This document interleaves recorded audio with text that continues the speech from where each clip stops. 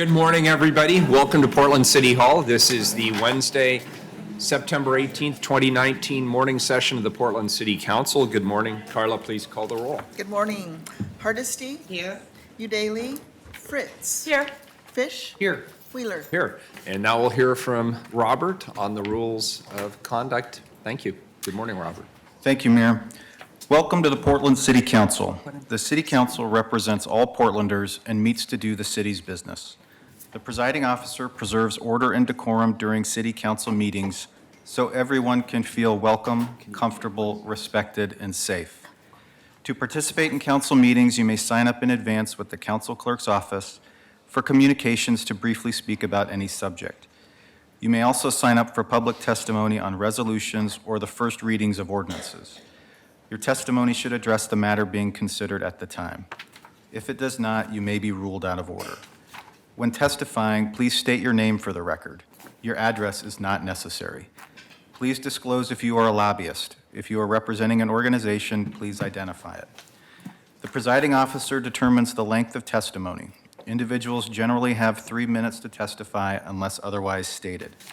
When you have 30 seconds left, a yellow light goes on. When your time is done, a red light goes on.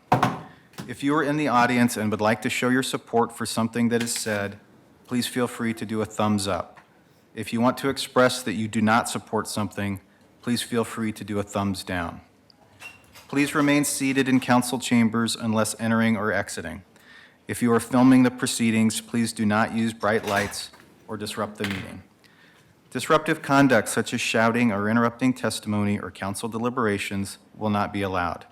If there are disruptions, a warning will be given that further disruption may result in the person being ejected for the remainder of the meeting. After being ejected, a person who fails to leave the meeting is subject to arrest for trespass. Thank you for helping your fellow Portlanders feel welcome, comfortable, respected, and safe. Very good. Thank you, Robert. And Carla, it's my understanding the first 4 people on communications would like to come up together. I can read those 4, Thank yes. Item 869, request of Leslie Cochran to address council regarding Zenith's transport of tar sands into Portland. 870, request of Lori King to address council regarding Zenith's transport of tar sands into Portland. Lori is ill and Elijah has requested to speak for her. Request of Elijah Cetus to address council regarding fossil fuel infrastructure. He has given his spot to Dr. Theodora Sankas. And 872, request of Deneen O'Rourke to address council regarding the findings of 3.5 months of talking to Portlanders about the threats of Zenith crude oil in Portland. If you want to come on up.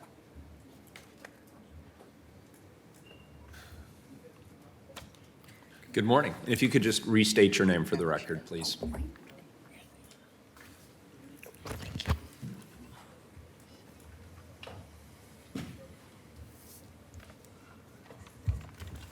How is this? That's perfect. good? Thank you. Okay. You bet. Thank you. So, hi, my name is Leslie Cochin. I'm here today on behalf of Climate Jobs, a project of Portland Jobs with Justice.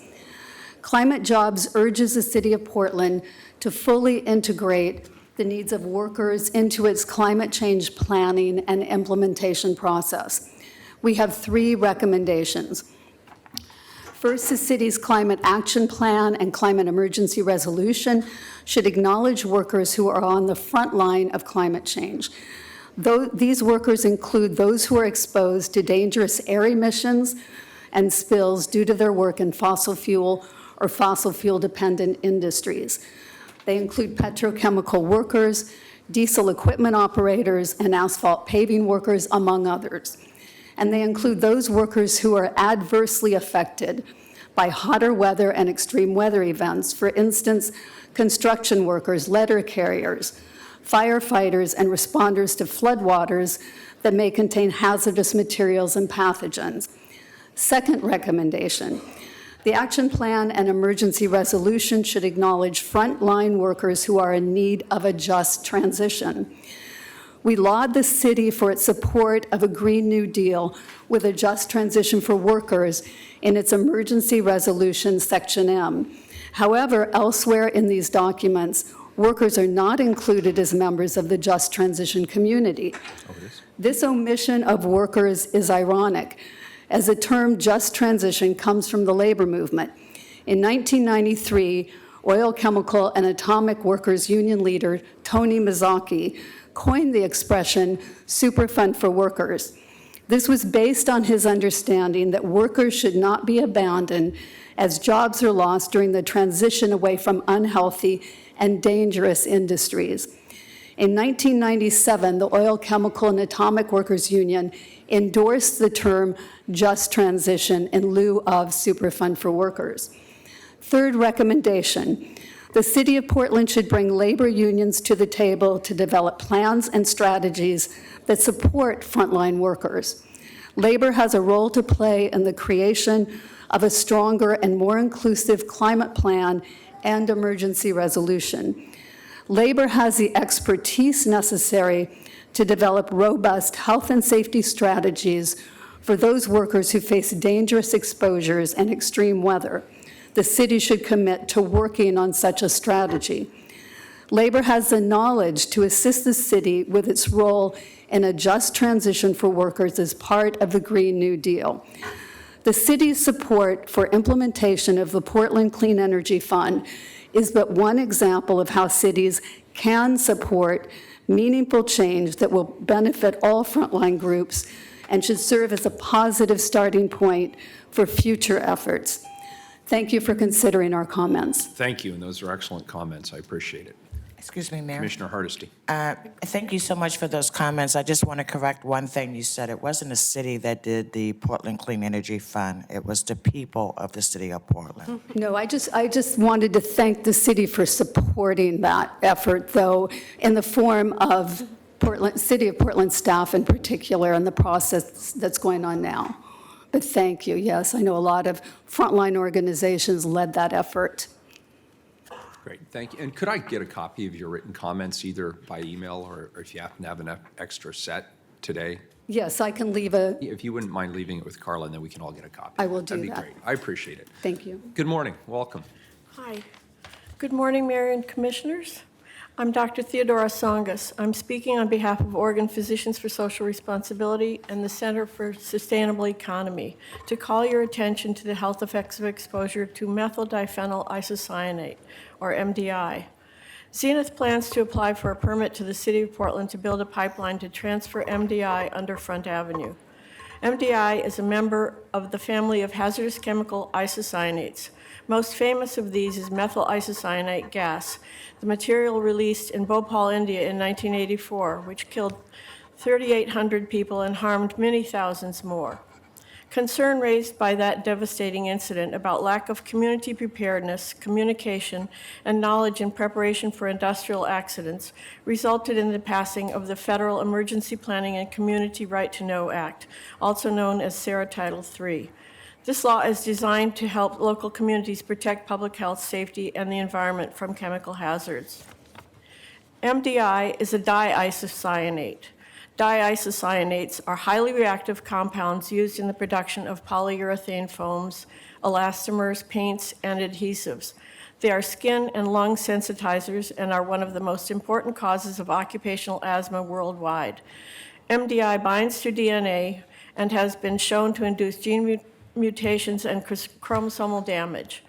A metabolite of MDI, methylene dianiline, has been found in MDI-exposed humans and is a carcinogen. Exposure can occur by inhalation and also by absorption through the skin. Sensitization may result from a single high exposure or intermittent low exposures. People who become sensitized to MDI may experience life-threatening asthma attacks when subsequently exposed to even extremely low levels of isocyanates. Do-it-yourselfers without appropriate personal protection are also at risk from these products.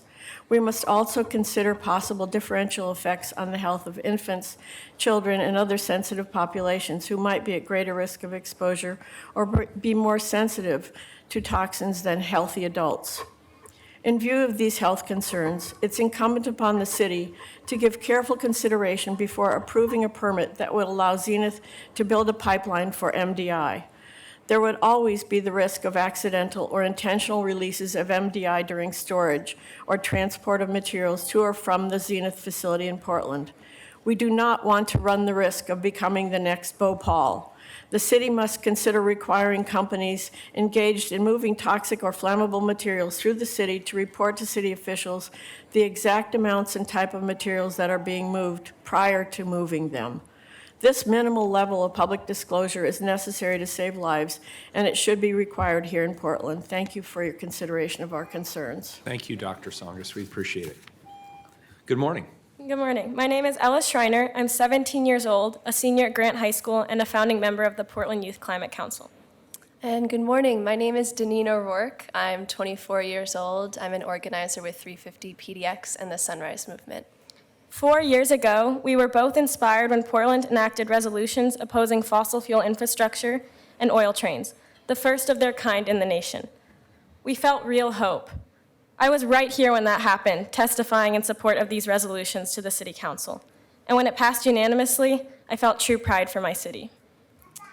But now, Mayor and Commissioners, we wonder what that all meant.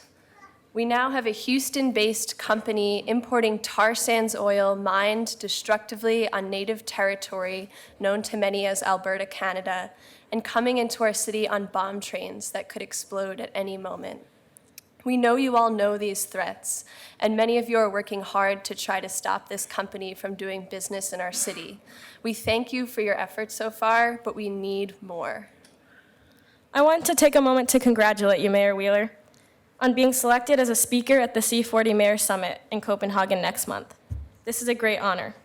However, I do not believe that any city or mayor can be described as a climate leader if the most polluting form of energy on the entire planet is still allowed to be imported by train and stored for export within our own city. It's that simple. The city of Portland is committing a crime by allowing Zenith to operate in our city for this long. This is nothing to receive accolades about. We need you to take risks that seem unimaginable for a city government to do. This is what these times demand of us. We need you to accept that you could be sued by this company and take that risk anyway. Is the threat of thousands of Portlanders being vaporized by an oil train derailment greater than the threat of a lawsuit? What are our lives and our futures worth?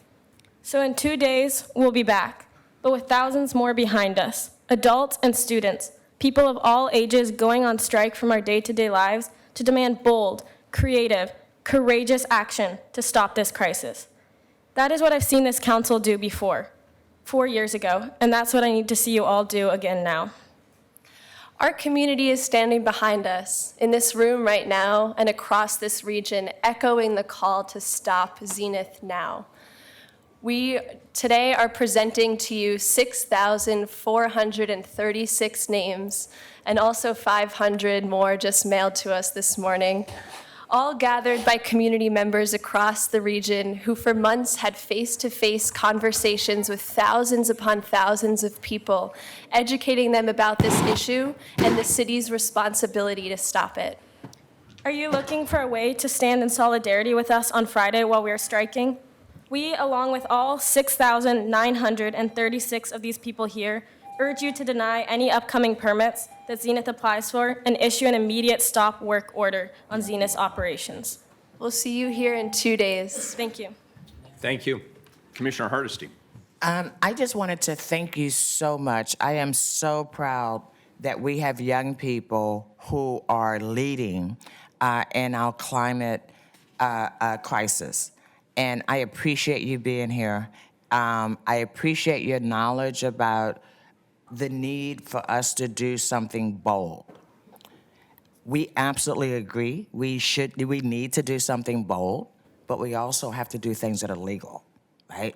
And of course, I just want you to know that we are looking into every opportunity that we have to make Oregon the most unattractive place for companies like Zenith to operate in, right? So thank you for being here.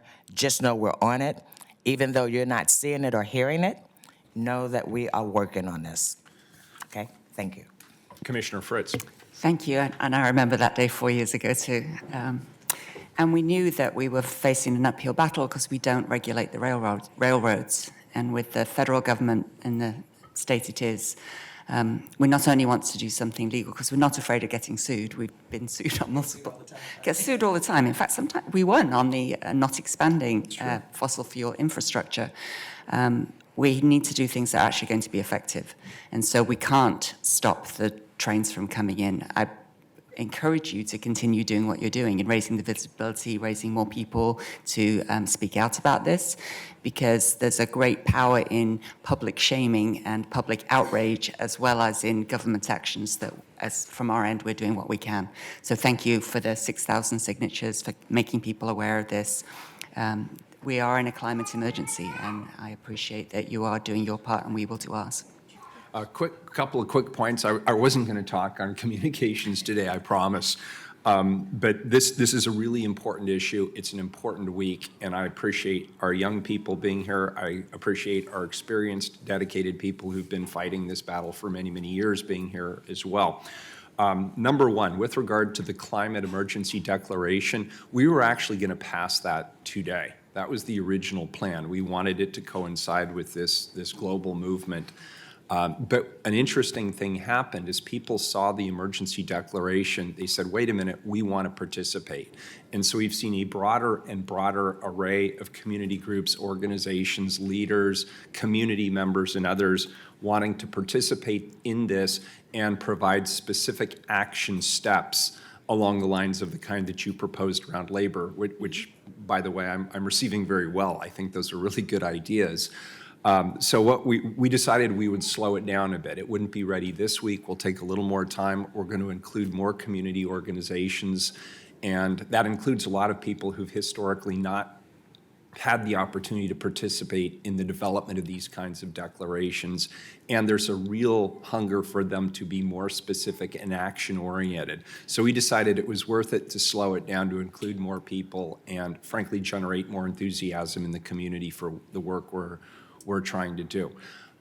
You also raised the question of what happened after my colleagues passed the 2016 ordinance limiting the expansion of fossil fuel. What happened was key components of it were remanded by the courts back to City Hall. I am pleased to say our legal counsel, including Robert sitting over there in the box, have been working very hard on it, and in the very near future, we will be bringing back a new ordinance that we believe addresses the legal questions for which it was remanded back to City Hall. So we have not forgotten about it. We haven't given up on it, and I am bringing it back, and I wanted you to know that. We appreciate you being here. There's a lot of people here in the audience who are also here supporting your comments, and I thank you for your leadership. I thank you for the action you're engaged in on Friday. I'm sorry I personally will not be here, but you have my support, and I'm really proud and appreciative of what you're doing to raise awareness for these important issues. One more thing, and then I will stop, colleagues. I had the privilege of meeting with, I think it was about 45 students late last week. They were predominantly from Lincoln High School, but there was also a contingent of young people who had come from Germany. And what they all had in common was they were taking courses on environmental justice, and they wanted to come to me and express their opinions and their thoughts with regard to the climate situation, the climate emergency, Zenith, the work that we're doing around fossil fuel ordinances. And what they underscored to a person, regardless of what their specific objectives were, it was this sense of urgency, the sense of immediacy that you've expressed here, the need to think bolder, the need to be willing to take risks. I want you to know I heard that message. I hear it today, I heard it then, and I understand that message. And I appreciate you bringing it here today to underscore it again. Thank you all. Appreciate it very much. And I'm going to keep the signatures. They're nicely boxed, by the way. I appreciate that, and we'll put them in a prominent location up in the mayor's office for all to see. Thank you. Carla, I believe we have one more individual on communications. Yes, item 873, request of Stan Herman to address council regarding being honest with your constituents and why you refuse to answer the question.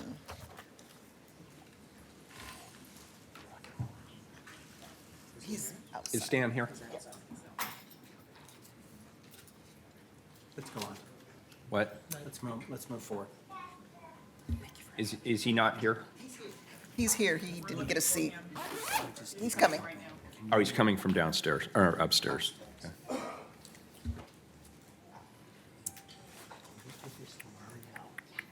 How's your research going? Oh, it's good. I finished the binder. Oh, very nice, thank you. I look forward to it. Maybe you can talk to whoever about, I'd like to take it home this weekend if I could, just to read it. And kind of, follow up on it. Okay, very good. Good morning, Stan. Good morning, Mr. Mayor. I think we're probably getting a little tired of this. Wasn't a good soccer game the other night either, was it? It was good to see you there, Stan. Like I stated before, I've got to switch this from a business communication to a political agenda. Something happened a few weeks ago. The City of Portland BDS, Mr. Shoemaker, asked for my company to provide him some information to BDS and the fire department in a meeting regarding the extraction processes and to educate them of the process. My top management responded, and we met with BDS and 23 people to go over some issues and clear up some questions that the BDS had. I get no response from their top manager, the mayor and the council members, when I have a need. I want you to be honest with your constituents. 34 months now. Portland, Oregon's mayor, council commissioners will not answer their constituents' questions. As of September 18th today, 464 days ago, Mr. Mayor, you said that you would arrange a meeting with me and the Stan, city attorney Stan, I'm representing sorry to the police interrupt, department. but as you know, I did meet with you. I met with you. No, can I finish? Go for it. You said you would arrange a meeting with me and the attorney from the police department. We did meet. That did not happen. Why no meeting? You did have me meet with Mr. Robert King. And we started off with some great conversation, a great meeting. But the last email I sent him on July 30th, 2019 was received and not answered. I just want you to be honest with your constituents. Tell me, all the constituents watching this meeting, why you're not giving me an opinion to my question. Who would like to respond first? Does that complete your testimony? Yes, sir. Thank you. Thank you. All right, next up is the consent agenda. Carla, have any items been pulled? Commissioner we've had Fritz, did you have a 87 question? Mr. Herman, Commissioner Fritz. I have copies of my response, which I can give you, and I've I responded could 3 send times. them again, but it's going to fall on deaf ears. No items have been pulled off the consent Yes, agenda? 878 was pulled by Dan Handelman. Very good. Please call the roll on the remainder of the consent agenda. Hardesty, Here, yes. Brits, Aye. Fish, Aye. Wheeler. I'm also here, and I vote aye. The consent agenda is adopted. Next item, please, is first-time certain item 874. Proclaim September 2019 to be Recovery Month. Colleagues, today we have a... Might just wait for a second because people are moving Oh, around. I'm sorry. Yeah, sure. Moving in, moving out. Changing of the guard. Mayor, should we invite people forward while we're waiting? Yes, why don't we go ahead and do this? This Mike is Marshall? somewhat different and exciting because Oregon Recovers is sponsoring this proclamation to bring awareness around Oregon's rankings, 4th in addiction rate and 50th in access to addiction treatment. They're building a coalition to help make Oregon a recovery state.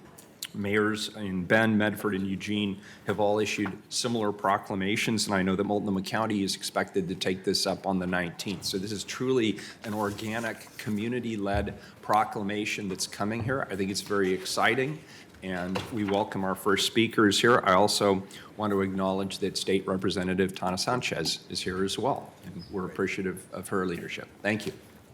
Good morning. Good morning. My name is Siada Medmo, and I'm the co-chair of Oregon Recovers. I'm here today to kind of act as our MC, I guess, for lack of better words. I am a child of a person in long-term recovery. My dad's been in recovery all my life. He's originally from Celilo, as many of you know, up the river. And I just want to thank you on behalf of Oregon Recovers for giving us some time on today's agenda. On behalf of many of your constituents who are involved with Oregon Recovers. And I'd just like to take a moment to acknowledge those folks in the room. If you're a person in long-term recovery, I would love for you to please stand.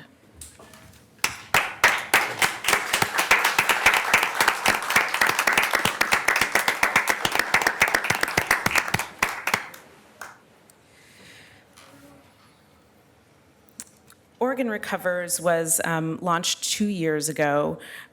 We came together, and our main mission was to fix the fractured and incomplete addiction recovery system.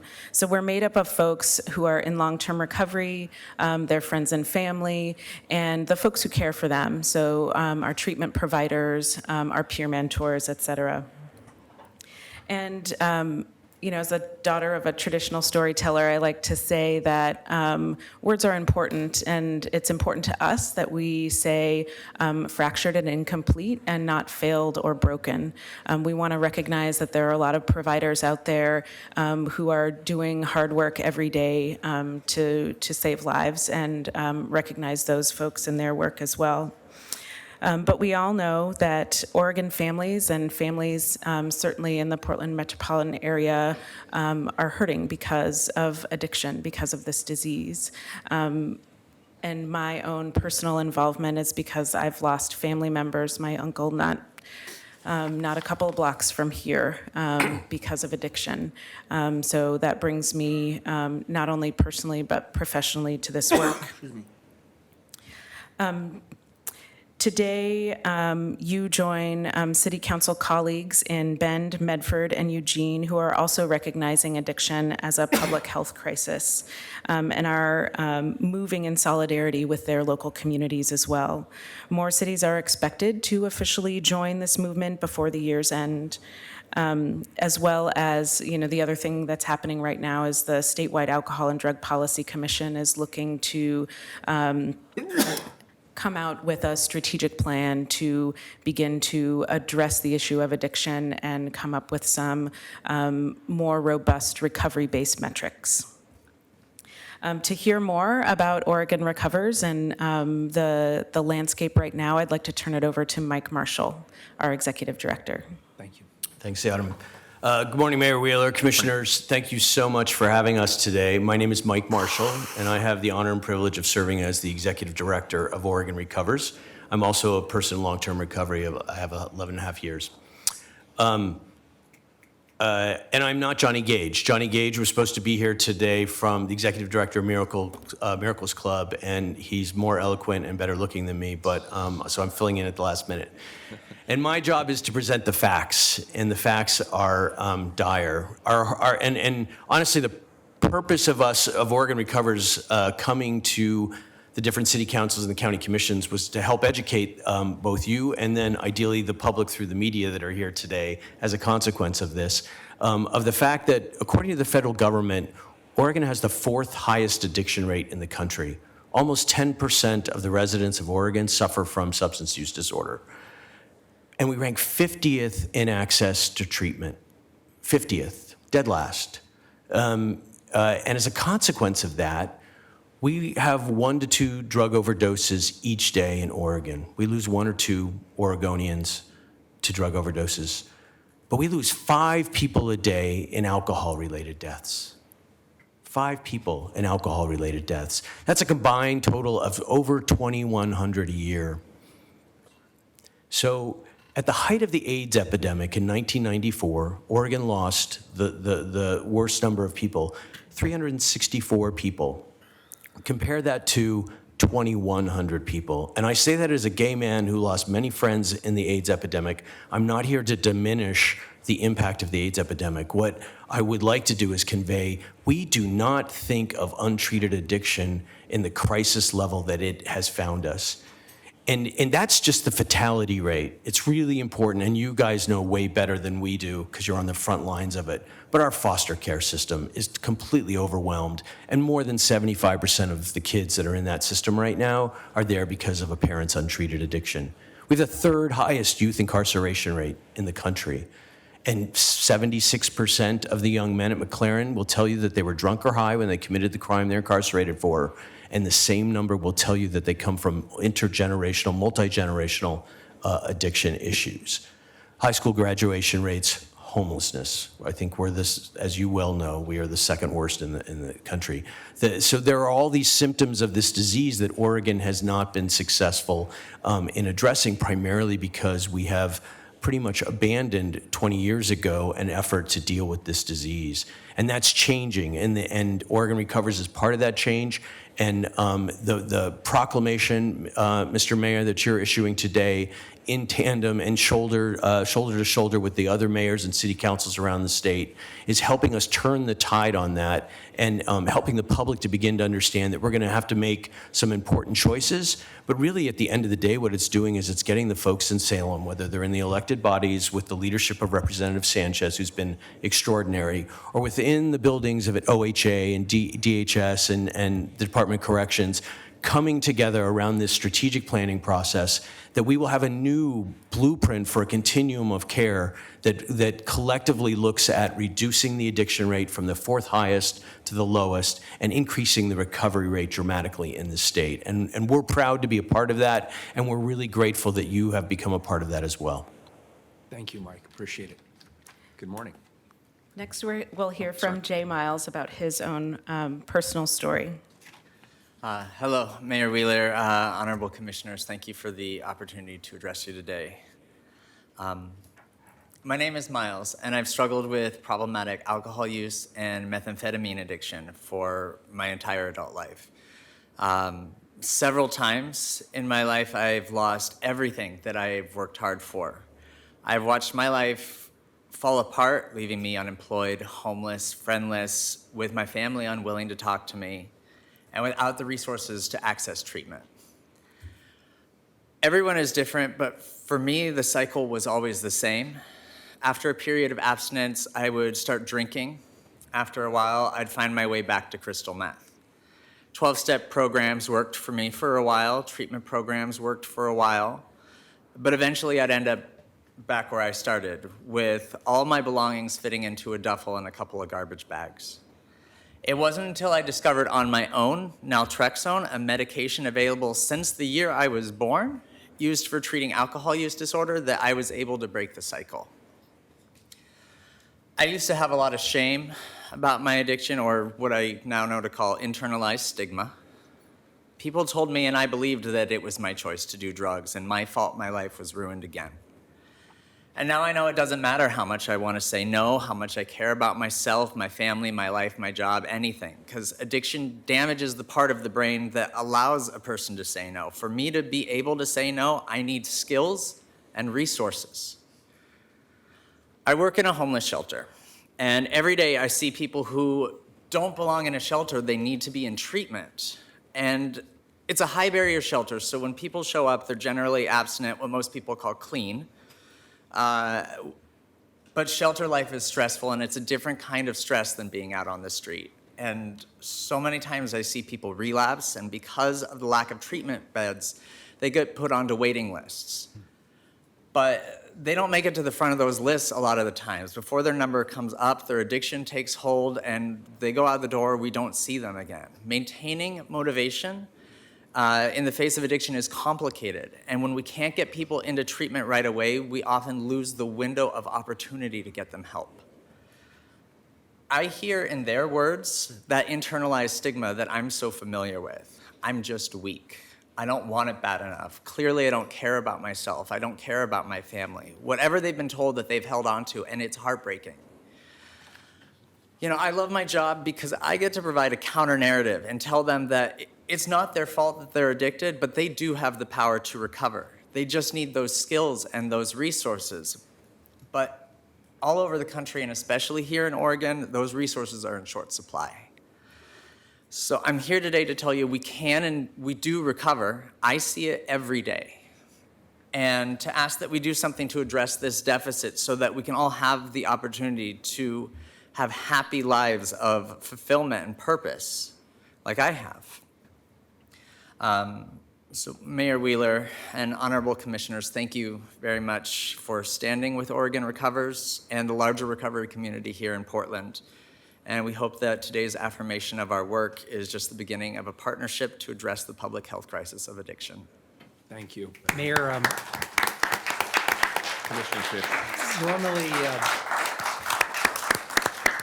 normally we read the proclamation, then we do a photograph, and that's the end of it. Will you entertain some questions now, or do you want us to wait? Well, this is their presentation. Would you like to entertain questions now, or would you like to wait till prior to reading the proclamation? I think it would be fine to entertain some questions now. The next thing that we have on our agenda is a song and then some closing remarks from our local organizing committee. As the folks from our Portland Wellbriety movement set up, I think we can take some questions. Great. Commissioner Fish.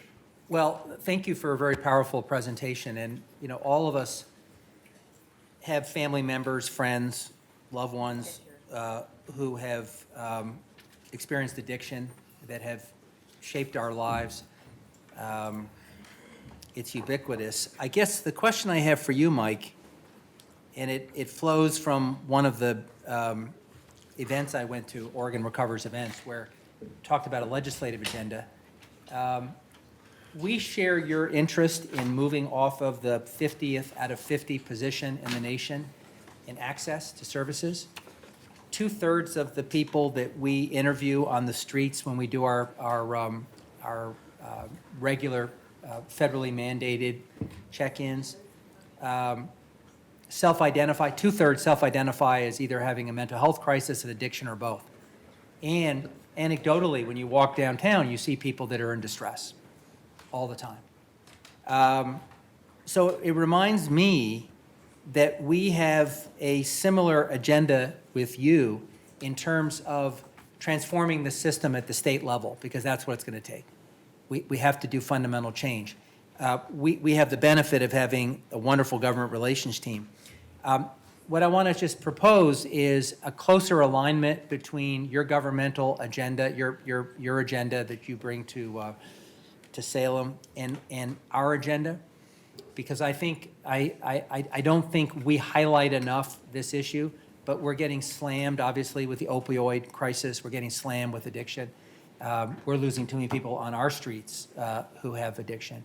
So I'd welcome your response, Mike, but I think it's a good time to revisit the question of how we can better align, because I know you're doing great work in setting the bar very high in terms of where you want the state to be, and that's not 50 out of 50. Right. Any thoughts? Yeah, Commissioner, thank you very much for that. This process that the state is going through that we urge the legislature and the governor to focus on is creating a new blueprint for a total continuum of care. And that process is going on right now. And so I think Oregon Recovers has convened about 50 stakeholders from around the state to participate in providing input to that. We don't have city representatives or county representatives for the most part as part of that, but that doesn't mean we can't do that. We're planning in November to have a statewide summit where the Alcohol and Drug Policy Commission will bring their draft plan, and we want 300, 400 stakeholders to sit down and give it a final one over and say, look, this big piece of it is a problem for us, and either we can resolve it in the plan or we can recognize that as it moves through the system. But we would love very much so to have the cities and counties be a part of that input process. Well, and let me just say that there is obviously this process of input, but once you've settled on a strategy, there's an opportunity for us to put into our legislative priorities a couple of these things, and then unleash our A-team when they go down to Salem to be lobbying, because obviously it's playing out on our streets in ways that are very detrimental to human beings, and we want to better understand what the long-term plan is in Salem. So I would urge you, as we start developing our legislative plan, maybe think less about involving us at the table and shaping the plan, but sharing the plan with us. Right. So that we have an opportunity as a council to decide what portions of it we can prioritize and put into our legislative agenda, both federal and state. Absolutely. Commissioner, the one thing I would add as well is once we have a plan, a comprehensive plan, we have to pay for that plan. And there's going to need to be new money in there. And so having the cities and counties and Oregon's thought leaders back up the legislature and the governor on some hard decisions is going to be very, very important. And I don't know what those hard decisions are right now, but I want to start to put down markers that we're not going to solve this just by reorganizing this system, although that has to happen as well. We're going to need to get new revenue. Once we have a plan with very clear outcomes of how that money is going, what that money is going to cause and affect, and ultimately save. Absolutely, we will coordinate so that we provide you all with what our agenda items are, but also we'll come to you to back up the political infrastructure in Salem to make sure they have the political will to do this. Commissioner Hardesty. Thank you, Mayor. Thank you all for your presentation. I hope that as the blueprint is being developed, that we're also looking at the burden we're putting on community social service agencies, because we can't keep pretending that somehow we are actually treating those employees fairly when we're delegating the most vulnerable people in our community's care to people who are living on the edges. And so the plan can't just be about the service. It has to also be about the people who are providing those services. And let me just say, as you know, the city is not supposed to be involved. I mean, you know, we have these clear governmental Not so clear. boxes, and both the Oregon Health Authority, the governor, the legislature, and all county health departments, right, are the ones that get those funds from the state. But having said that, every single day, we are experiencing people who are suffering on our street. Right. And we have an obligation as a city to make sure that we are helping people repair their lives, right? So I'm on board, but I also want to say our last legislative session limited local governments from being able to raise funds to do things they want to do in their local communities. So we have to hold our legislator accountable when they take away our local tools to be able to make things happen. And so thank you all for being here. And I didn't have a question, but just wanted to make Thank you. sure that we were all in lockstep and not forgetting the most vulnerable workers who are working with our most vulnerable people. Commissioner Fritz. I just wanted to echo Commissioner Hardesty's comments. So we did have in our state agenda this year to urge funding for more funding for mental health care and addiction, and to have some of that go to better paying our workers better. We cannot continue to expect people with master's degree to be making $15 an hour or less with no job security, and that's not good for the people in treatment either, because the providers move on. So it's really great that you are bringing us this grassroots effort, and we will continue to have in our state and federal agendas support for funding for these services. And definitely you've got a friend in City. You've got many friends in Portland City Hall. Thank you. And I think your support like this is exactly what we need to begin to make those systemic changes and shifts happen. So I'd like to turn it over to our Portland Well Variety folks for a song.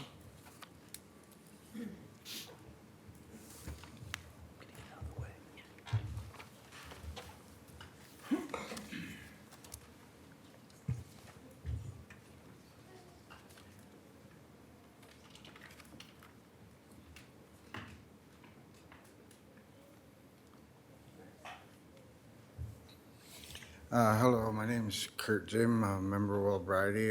The song we're going to sing is the Chief Joseph song. It's in the history of it. It's when they went to battle in war, and he had casualties in their tribe when they lost warriors or something. The chief would come back and let the people know that they had casualties by singing this song. And then the families would know that they had deaths in the war party, and they'd come see who it was. And this is his way of telling the people that they had death in the tribe, and with this song, it's got meaning for other people, but in my way, you know, we lost a lot of people to this disease, and this is how, well, I perceive honoring this people's spirit with this song. Thank you. Thank you.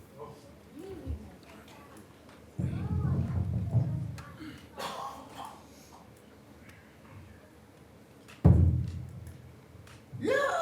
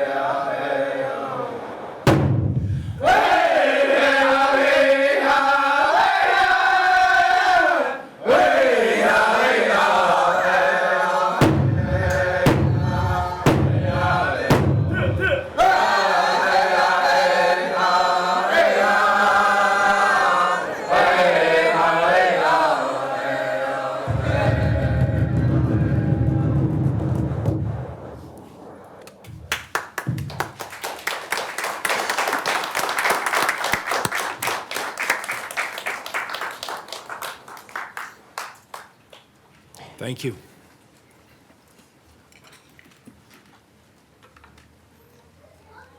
Thank you. And lastly, on behalf of our local organizing committee, I'd like to invite Megan McAvoy and Patrick Brown on behalf of Oregon Recovers Advocacy Committee.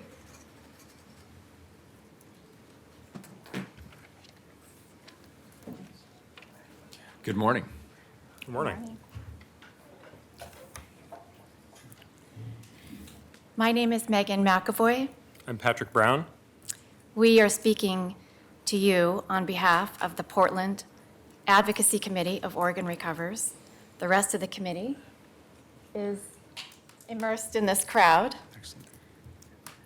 I want to start by thanking the mayor and his staff for their partnership on this proclamation. A special shout out to Seraphy Allen and Zach Curl, who were kind and welcoming as we leaped into advocacy work, most of us with no experience. I also want to thank the commissioners who responded to our request to meet one-on-one. Those sessions were very meaningful to us. A year ago last fall, I could not have imagined myself being here with you today. I was in a completely different space, new to the role as a parent of a young adult daughter with addiction. The last time I was in this room, she was being sworn in as a Multnomah County Youth Commissioner. I was scared and frustrated by the barriers to treatment in Portland. My daughter's life was at risk. One night I wondered if anyone else was feeling the same way. Was anyone trying to address this problem? I started Googling and came across Oregon Recovers. I checked the box that said I wanted to volunteer. At the Oregon Recovers Summit last spring in Eugene, those of us from Portland started finding each other. We shared names and phone numbers and a resolve to do something. We came together as a committee and met weekly over pizza this summer to create shared data and language about addiction as a public health crisis. So we are pleased and grateful to you for your proclamation language, recognizing addiction as a chronic disease, often requiring multiple episodes of care and a lifetime of support, and recognizing that addiction is a treatable condition as exemplified by the millions of people who identify as being in recovery. Thank you. Thank you. This morning, you've heard about the cost of addiction, both at the personal and population level. But because of the scale of this issue, I have no doubt that you've already felt the impact of substance use disorders, if not through people that you love, then through the most challenging policy issues that you address in your offices. Addiction affects housing, incarceration, the foster care and educational systems, and Portland's public spaces. It affects the most vulnerable people in our communities. The rate of untreated addiction in Oregon and our undersupply of capacity to treat it pose a problem that few other states face to the same degree. Our lack of national visibility in these terms stems from the fact that in the midst of an opioid crisis, alcohol and methamphetamine addiction are largely ignored. But like Ohio and West Virginia, we can become nationally known on this issue, not because of our plight, but because of the way that we respond to it in this upcoming legislative session. Like Megan, I was inspired by the summit and the mission of Oregon Recovers. Oregon Recovers has taken a group united formerly by stigma and created a constituency united by a desire to take action. I became involved with the committee because addiction is important to me personally.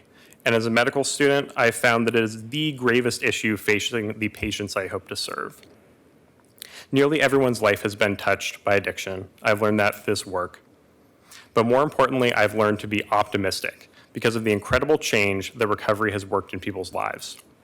We believe that this state can change through recovery. We want to thank you again for your partnership in issuing this proclamation. Please consider Oregon Recovers a resource in your ongoing efforts to address addiction at the city level. Lastly, we ask you this coming February to join us in advocating to Oregon's state legislators for a well-funded strategic plan to address the addiction crisis. Lack of access to addiction treatment is a problem that we, together, have the wherewithal to solve, and one that is killing Portlanders every day we wait. Thank you. Thank you. Appreciate it. So that concludes our presentation. Before I read the proclamation, I just want to say one thing. First of all, I want to thank everybody who came in. I want to thank Oregon Recovers. I want to thank you for orchestrating this in a way that I think it will have an impact on the legislative session in February. And I especially want to thank those of you who have shared your personal stories around either addiction in yourselves or your families or others. I just have to say one statistic that has not been mentioned yet, that I know you're well aware of this because I heard you mention this yesterday on Think Out Loud, which is that of the dollars that do go into addiction services in our state, only 3% is going towards prevention. That's a big part of the problem. We are an addicted society. We are. And we have not acknowledged that yet through our priorities. And it's also not clear to me who is in charge. And I think a big part of the problem we have in the state of Oregon is not enough leaders have stepped forward to say, I am in charge, and I take personal responsibility for this. I want you to know I do. Even though the city of Portland, we're not technically in the addiction services prevention or recovery business, but everything we do up here at this dais is in some means impacted by addiction, and our lack of prioritizing it and our lack of taking it seriously and our lack of coordinated leadership on this important subject and the lack of funding that it truly needs to get us out of that completely bottom of the pile slot where we currently find ourselves in terms of providing access to addiction recovery. I'm very passionate about this, as I hope you can tell. Yes, addiction has impacted my family. It's impacted many people that I interact with on a daily basis, and it is overwhelming us as a community. We do need that action plan, and you guys are leading it, and I'm really proud of you, and I thank you for it. I'm in, so let me know how I can help. So we as a council have these proclamations. They are more than words. They are a statement of our values. And so it's a real honor for me to be able to read this proclamation and understand that this proclamation on behalf of this city council has been read by other city councils, and it will be read by many more before we go down to Salem together in February. Whereas addiction is a chronic disease often requiring multiple episodes of care and a lifetime of support. And whereas addiction is a treatable condition, as exemplified by the millions of people who identify as being in recovery. And whereas, according to the Substance Abuse and Mental Health Services Administration, SAMHSA, Oregon has the 4th highest addiction rate in the country. And whereas, according to SAMHSA, Oregon ranks 50th in access to addiction treatment. And whereas, according to an Eco Northwest analysis, untreated addiction costs Oregon taxpayers $5.9 billion annually. And whereas 5 Oregonians die each day in alcohol-related deaths, and 1 to 2 Oregonians die each day from drug overdoses. And whereas more than 2,100 people die each year in Oregon from untreated addiction. And whereas addiction disproportionately impacts marginalized and underserved populations, including veterans, rural populations, Native communities, the LGBTQ+ community, and communities of color. Whereas the City of Portland supports addiction services in conjunction with its efforts to reduce homelessness and recidivism through the Portland Housing Bureau, Joint Office of Homeless Services, and the Portland Police Bureau. And we should have added the Parks Bureau to that as well. Whereas the legislature has tasked the Alcohol and Drug Policy Commission with producing a strategic plan to address addiction in the state of Oregon. And whereas Oregon will be the first state to measure a recovery rate, a metric which can be used to track the success of alcohol and drug policies per the Commission's strategic plan. Now, therefore, I, Ted Wheeler, the Mayor of City of Portland, the City of Roses, do hereby proclaim September of 2019 to be Recovery Month The city is committed to reducing our untreated addiction rate and providing public health support and services for individuals experiencing addiction issues alongside its partners across the state and across the nation. Thank you. We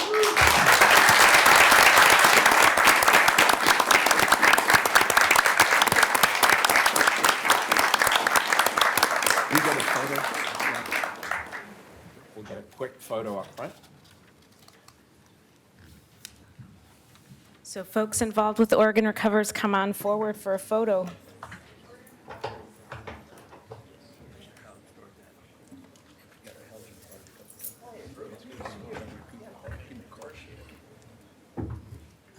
Up here? Do you mind getting right in the middle and holding that? Okay. Let me see it. See, I don't want to. This one.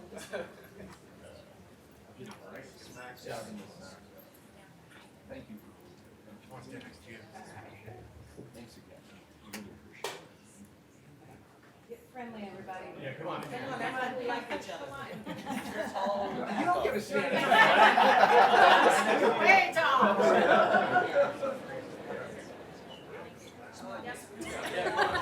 Nice try.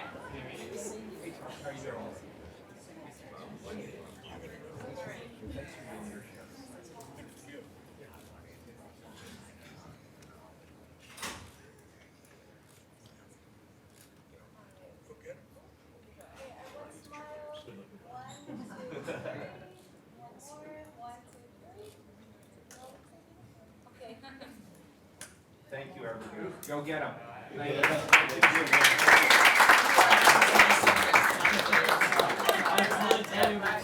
Tell them I said that.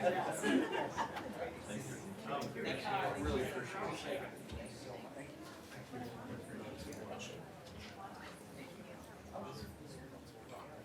I totally agree. You know, 100%. You know,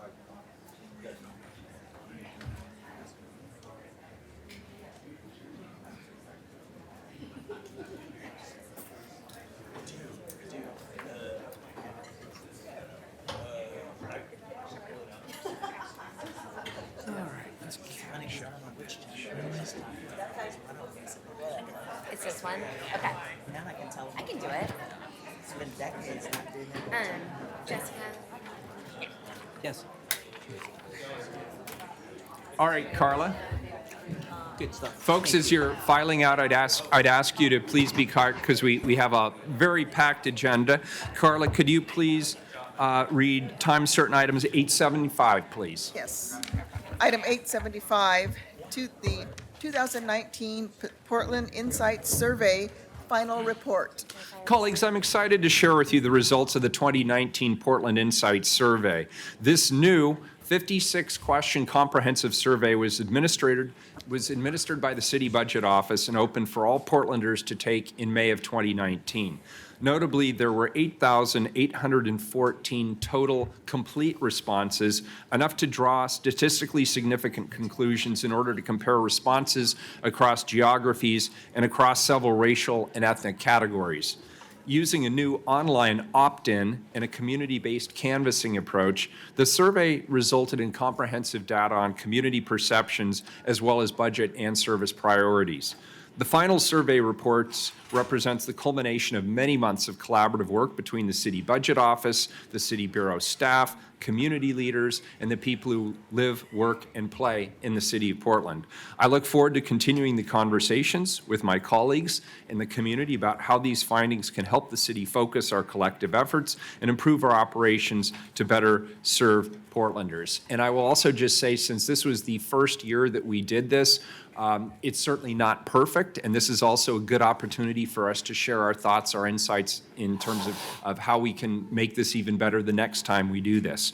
So I'll now turn it over to Jessica Kennard, the Director of the City Budget Office, and her team to walk us through some of the high-level results of the survey. Good morning. Welcome. Good morning. Thank you, Mayor. Good morning, Mayor and Council. Jessica Kennard, City Budget Director. I'm joined today by two members of my team who worked on the Portland Insight Survey, Shannon Carney, our Principal Performance Analyst, and Michelle Rubin, our Financial and Policy Analyst. We have 30 minutes together today for our presentation and discussion. The presentation we prepared will provide a brief overview of the project origin and goals, the survey process and design. Then we will move to highlight select findings from the survey results, and we'll close by presenting potential opportunities and next steps to maximize the value of this project and this information. Our goal today is for you to find this information interesting, useful, and engaging. Please stop us with any questions at any point in the presentation. We've just handed out copies of the updated presentation. You should also have a copy of the report as well.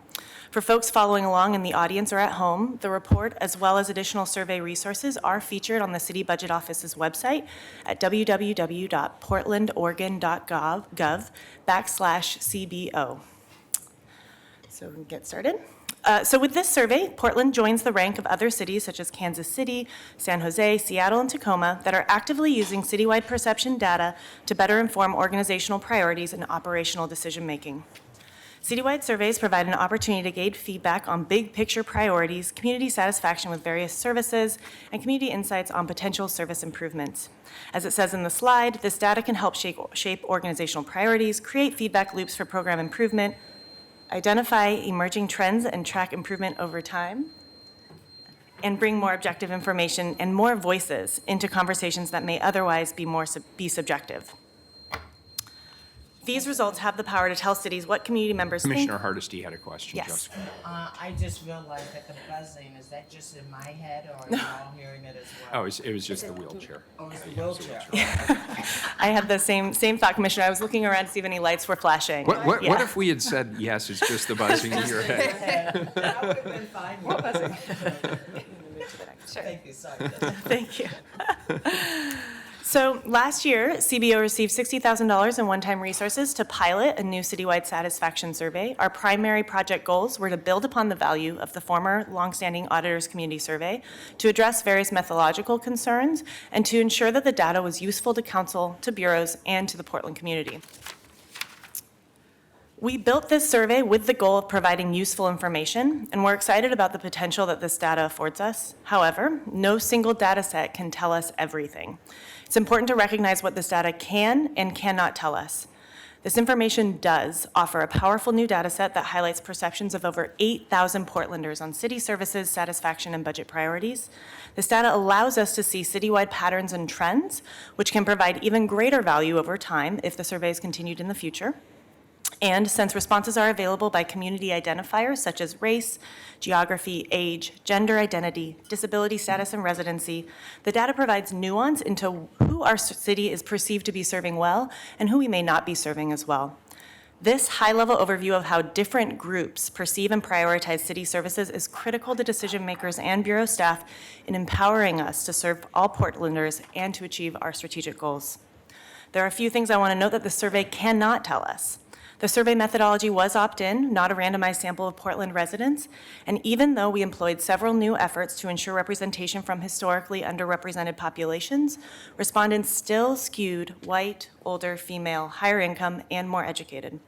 Steps were taken to address this overrepresentation in the report, which Shannon will elaborate upon later in the presentation.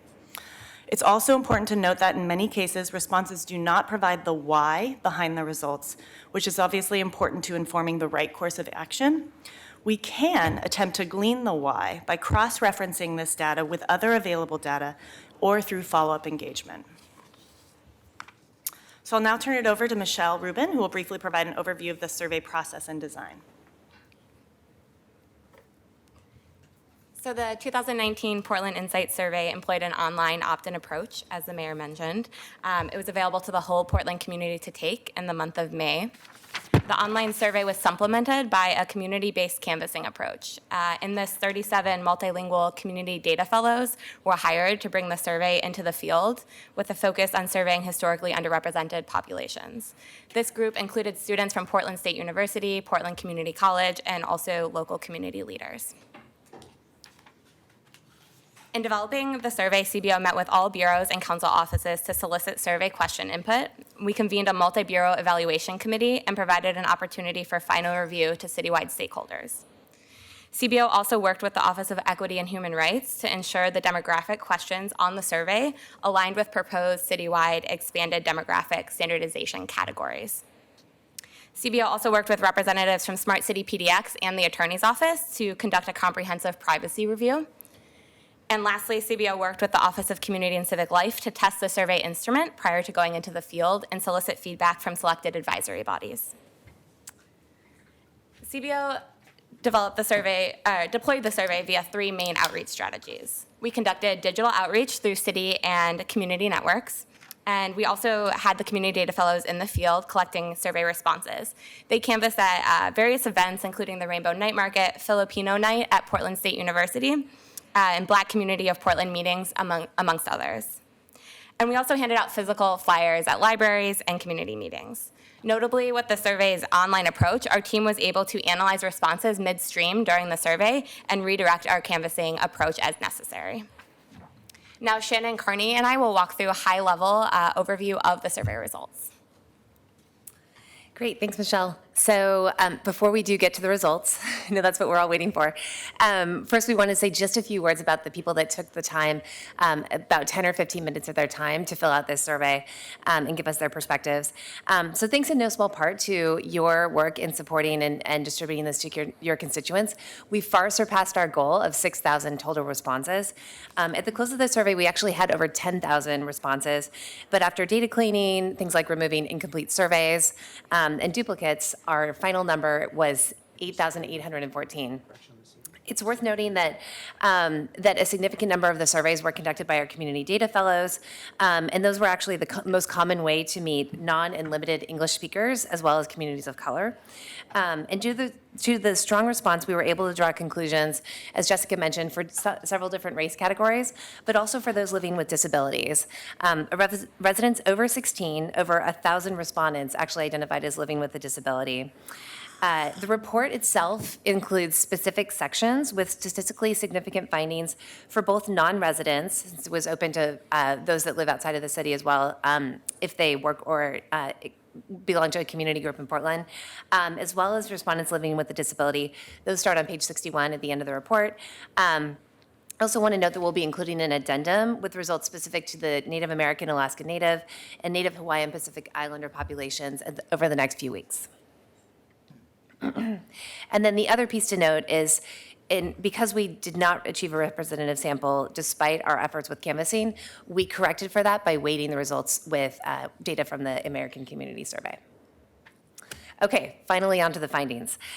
So the report and presentation are actually organized into 6 broad themes. The first is community sentiment, where we ask these big picture questions. Civic participation is second. We ask about housing and economic development. We asked a few questions on safety and perceptions of safety. And we had a category on infrastructure, which includes transportation. And last, we asked questions about parks and nature. So today, I want to note that we're highlighting just a few of the findings. There's a lot more information in the full report, especially if you want to dive into one or more of the sections. So we'll start with the community sentiment section, which provides overarching trends of life in Portland. A key thing to note here in this section is that some perceptions are broadly consistent across race and ethnic groups, and age and things like how long you've lived in Portland, and while other areas show pretty significant differences of opinion and perspective. And the first finding we wanted to note here is that a majority of respondents are satisfied with Portland as a place to live, raise children, work or go to school, or be part of a community. That said, longer tenured residents and Black respondents were more likely to be dissatisfied. Next up, we asked, new this year, entirely new, we asked questions about Portlanders' budget priorities directly. And in this category, we saw respondents showing both significant similarities and some real differences as well. So as you can see from the chart, respondents, regardless of race and age, chose increasing housing affordability and addressing homelessness, that was one response, as their top budget priority. So that's the dark orange bar that you see across each category up at the top. Excuse me a second. Sure. I'm going to hold my questions to the end because I want to see the whole, I want to get the whole thing, and I have some questions. But I'm going to just, I know I'm a broken record on this, but I can't read the PowerPoint. It's too small. And I think there's too much information on this slide. The font is too small. And ironically, you said this skewed older female, blah, blah, blah. Older folks can't read this font. So I just have a standing request that when you hand out a PowerPoint, that it be large enough so that we can read it, minimum of font 14, maybe 16. Because I need a microscope to read the handout.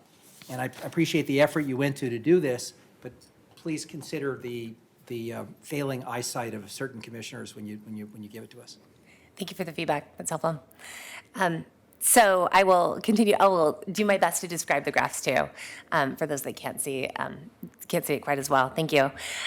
So just talking about the budget priorities, right? So we did note that that increasing housing affordability and addressing homelessness was the top budget priority. The second most cited budget priority was investments in city streets, sidewalk, and transportation. That's the yellow bar that you see across the different categories. The third is where things differed. So the third most cited budget priority varied actually according to race. White respondents chose police services, represented by the green bar. However, Asian, Black, and Hispanic respondents selected economic development above police services, and those who identified as multiracial selected parks programs as their third highest priority. So talk a little bit about how our respondents felt about the future of Portland. Here we found that optimism about the future of Portland to be mixed. Approximately 45% of citywide respondents felt positively about, reported feeling positively about Portland's future, while another 45% did not. Respondents with disabilities and those that have lived in the city longer are less optimistic about Portland's future compared to others, and that's represented by the blue graph on the right. You can see how pronounced that trend is as the respondents' length of tenure in the city increases. That's interesting. So we wanted to ask a question about advancing, how we're doing around advancing racial equity, since that is such a big priority of the city. And to this end, we asked respondents to rate the degree to which they agreed with the statement, and I'll read it. In Portland, we are making progress on becoming a city where a person's outcomes are not based on their race. And here we found that responses were evenly split on whether we're making progress. Approximately 40% of respondents citywide agreed, and 40% disagreed. And here we saw some differences in race groups as well, and that's what you see on the chart. So here we see that Black respondents and those identifying as a gender other than male or female were most likely to strongly disagree. This is apparent. You can see about 30% of Black respondents strongly disagreeing with the statement. That's the dark green on the chart. So another new category of question, we're again sticking with these big picture questions, we asked this entirely new question that asked respondents to identify the city's greatest challenges. And here we heard loud and clear, homelessness is perceived to be the top challenge facing Portland, according to our respondents. This perspective was shared across every race and age group. You can see that by the tall blue bars in each category. Homelessness was also cited in multiple sections of the survey, including as a reason why people moved and why they did not participate in parks programs. Also, from this question, it's interesting, we found that the high cost of living was the second most cited challenge, and that's as shown by the orange bar. Concerns about affordability also reflected in other sections of the survey. So reasons why people moved, the value of their utility bills, and as a way to improve parks programs. The third biggest challenge varied by race. So Black residents scored the lack of racial equity as the third biggest challenge, citing this issue more than any other racial group, and that's in the dark blue bar. On the other hand, challenges with population growth were the third most cited challenge amongst most other racial groups, and that's the gray bar. I also want to note here, this isn't something that you see in the graph, but it's worth noting that we had a significant number of open-ended field responses here.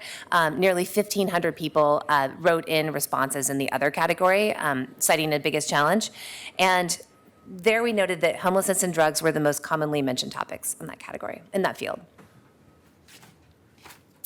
All right, I'm going to turn it over to Michelle for a few of the findings on civic participation. Great. So hopefully the maps are a little easier to look at. They're similar color patterns. So on the topic of civic participation, the survey asked if respondents felt they had power to influence city decisions and felt they could easily access information from the city. The red map on the left shows the percentage of respondents per zip group who strongly disagree with the statement, I have the power to influence city decisions about issues important to me, with the darker red geographies being those who more strongly disagree with that statement. Mayor. In total, Commissioner Hardesty? So if I understand this map correctly, there is no segment of the city of Portland that feels that they have the ability to influence their government? So yes, this map is a little confusing. Basically, the average response in every geography was strongly disagree. And so the variation in color is the variance. How of strongly they exactly. disagree. Right, so that's the average response, not saying that folks don't all, some people might agree with that statement, right? Okay, that helps. Great, yep. So in total, 61% of respondents did disagree with the statement, though. And so the map on the right is showing us responses to the statement. I can easily get the information I need from the city. Here, the lighter green is being somewhat agree, the yellow is neither agree nor disagree, and the orange is somewhat disagree. So those geographies who most feel they do not have the power to influence city decisions also tended to find it difficult to get the information they needed from the city. Responses for both of these questions, as you can see on the maps, were especially negative in North and East Portland. So then we'll be moving into the housing and economic development section of the report. The survey asked about respondents' experiences with jobs and self-sufficiency. The pie chart here in the center shows responses to the question, I can find a job in Portland that pays enough to support myself and my family. Responses are relatively split here, with more folks agreeing. So 47% agreed with that statement and 39% disagreed with that statement. In conjunction with that, more than 40% of respondents in every race and residency length group identified the high cost of living as a top challenge. Great, so this one, I apologize, is cut off a little bit at the bottom, but this is showing the reasons for moving. So the survey asked if respondents had moved within the past 2 years, and if they had, asked why. So this is that question showing why. Citywide, 1 in 5 respondents had moved within the last 2 years. And we see the responses here disaggregated by race. So for white respondents, and that is the group all the way to the right-hand side, the top reason for move was wanting a different type of home, followed by wanting a more affordable home as the second most cited reason. However, affordability was the most cited reason for moving among Asian and Black respondents, and that is the left, the farthest left group is Asian respondents, and second to the left is Black respondents. And for Hispanic and the Latinx community, respondents said being close to work, school, family, and friends was the most cited motivation for moving. So you start to see some variation there. And the next slide will look a little deeper at moving and affordability concerns. The map on the left, similar type of map as before. So it shows the percent of respondents who moved within the last 2 years who identified affordability as the reason behind the move. So the darker red are the geographies that had a higher percentage of folks identifying affordability as a reason for the move. The map on the right shows responses to the question, I feel worried about losing my home due to cost, with orange being somewhat disagree here, yellow being neither agree nor disagree, and that light green being somewhat agree. So the map on the left shows respondents moved more often because of these affordability issues in Northeast, East, and Southwest Portland. Of these, Northeast and East Portland on the map are shown as the geographies where respondents are more likely to indicate that they are currently worried about losing their home. Okay, so moving on to the safety section, there were several notable findings about Portland's feelings of safety. Perception of safety as measured by how respondents feel when walking either during the day or at night is a standard indicator for effectiveness of our public safety services and was tracked by the Auditor's Community Survey for many years. So this survey indicates that people that responded to the survey feel more unsafe in the central city than in their own neighborhoods. In fact, less than a third of respondents feel safe walking at night in the central city. This is indicated by the red and dark red colors across nearly all the geographic areas on the map on the left. However, a majority of respondents, and that's 57%, do feel safe walking in their own neighborhoods at night, as indicated by the mostly light green or light green areas on the map on the right. It's interesting that the people who live in the central city feel safe walking in their neighborhood. Yeah, we saw that as well. And another interesting thing you can see with the patchwork of colors on the map, that it not only significantly differs, how you feel depending on where you live, but also residents of East Portland feel both less safe in their own walking in their own neighborhoods and in the central city. So similar to the central city finding. And finally, this isn't on the map, but perception of safety did differ by gender while walking at night, but not during the day. So women felt less comfortable walking at night. So we also asked a question about how respondents would choose to improve police services from the city. And this had some notable findings. So survey respondents were posed with this question, what might we do to improve police activities? Black respondents placed discussing local concerns with police as their highest priority, while white respondents chose increased police personnel in their neighborhoods. Interestingly enough, decreased wait times are either the top or second most cited response for all race groups. And you can see that's the gray bar across each category. Mayor. Commissioner Hursti. So this is the map that really, I wasn't shocked because I expected that white respondents would want to see more uniformed people in their neighborhoods, but I was really shocked at the big contrast between the communities of color and white respondents to this question. When people wrote in responses, did people write in more details about either why they felt safe or unsafe and what role they thought police were going to play in them feeling safe? You know, that's something that we are going to, we have not fully analyzed the open-ended responses to the survey yet. So that's certainly, I think this question, and as well as the question about challenges facing Portland, are going to be ones that we really dig into and maybe even compare the two. So we'll be following up on that. Or maybe actually do maybe some interim updates on what people are saying about this, because this is a tension constantly that the city has to address, because we have people, we need more officers, and there are too many communities that don't feel safe with armed people walking through their neighborhood. So I really appreciated that particular information. Thank you. Commissioner Fritz. Keenan, could you put the slide back up, please? I also noticed that, Commissioner, but I noticed in particular that it's Black and African American people who are so different from the white people. The other communities of color, many of them had more police as their second choice. So it really shows what you are constantly reminding us, that within the communities of color, the Black community is the most impacted. There's also contradictory data in these. I mean, different pages contradict each other. And again, we're dealing with perceptions here. Perceptions certainly have their importance and their value. But the same people who are prioritizing more police personnel in their neighborhoods are also the ones saying they feel safe in their neighborhoods. That's a good point. Yeah. And so it could be just how the question's asked.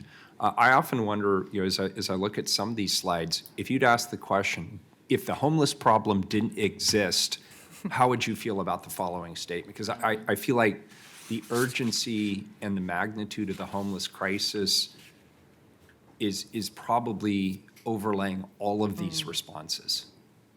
That's just my guess. I don't know that. Yeah, that's the trick, is there's a lot that we don't know, right? And this data, I think, is really useful and really interesting, but to be responsible stewards of the information, I think we do have to dig deeper and sort of cross-reference it with other pieces of information that we have or that are in the survey to try to figure out that why. And you're right, Mayor, that with any survey, how you phrase the question, how you order the question, all of those things can influence the response. We worked with our bureau partners, and the consultants sort of advised us on the language. One of the reasons why we asked things the way we did is we tried to make the language as simple as possible so that somebody didn't have to necessarily understand or know government speak to be able to participate in the survey. But certainly it can influence the responses. Commissioner And just one other comment on this is so interesting, and thank you for presenting it at council. I encourage everybody to go onto your website and look at it. When I did the survey, I marked no for feeling safe at nights walking in my neighborhood, not because I'm worried about crime, but because there are no sidewalks and no streetlights. Right. So it's and I would imagine that for East Portland might be part of the reason some people said no, that they actually are fine with their neighborliness, but not so much with the traffic. Absolutely. Yeah, and so we'll talk a little bit about this at the end of the survey, but I think what we are hoping is that this survey really elucidates and sort of inspires what we would say are calls to action, right? Either they're confirming things that we thought to be true already, or they're highlighting new trends. And then we dig deeper, and then we decide, how do we know what the next steps are? Is do we need more analysis? Do we need to do subsequent engagement with certain communities? How can we make this information really actionable and lead to improvement? Great, thank you. Okay, so just a few more findings and switching gears here a little bit to talk about transportation. So as I mentioned before, the infrastructure section included questions not only on transportation, we also asked a question on utilities and on solid waste services. So there were some particularly interesting findings about who is being served by our public transit system.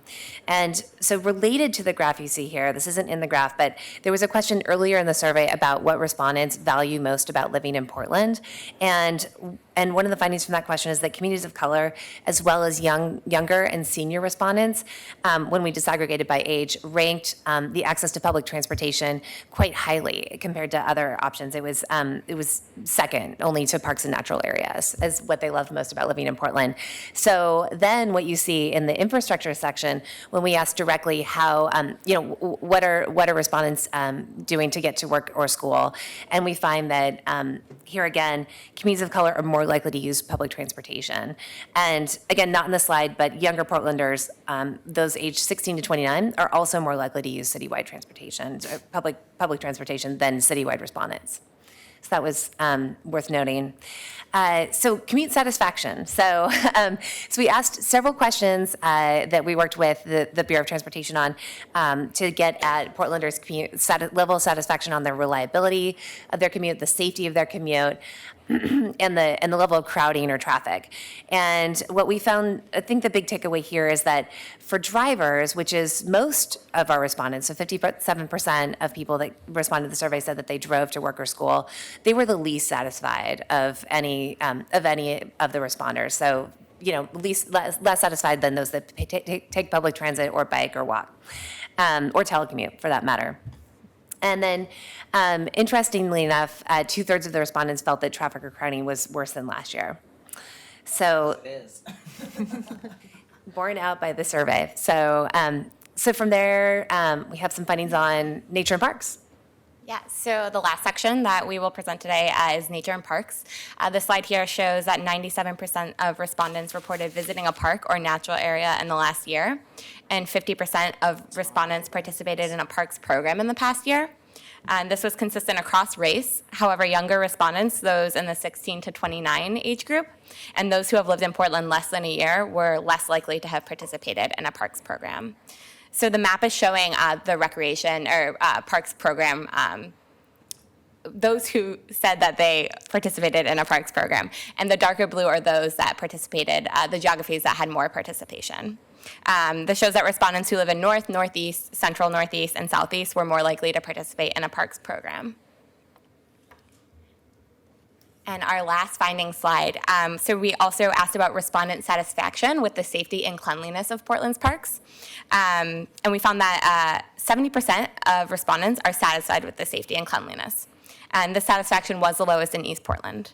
And lastly, the survey asked about potential improvements to recreation programs, and most respondents chose that they would like to make them more welcome to people of different cultures and also more affordable. And these choices were supported especially by non-white respondents and those in the younger age range, so in that 16 to 29 age range again.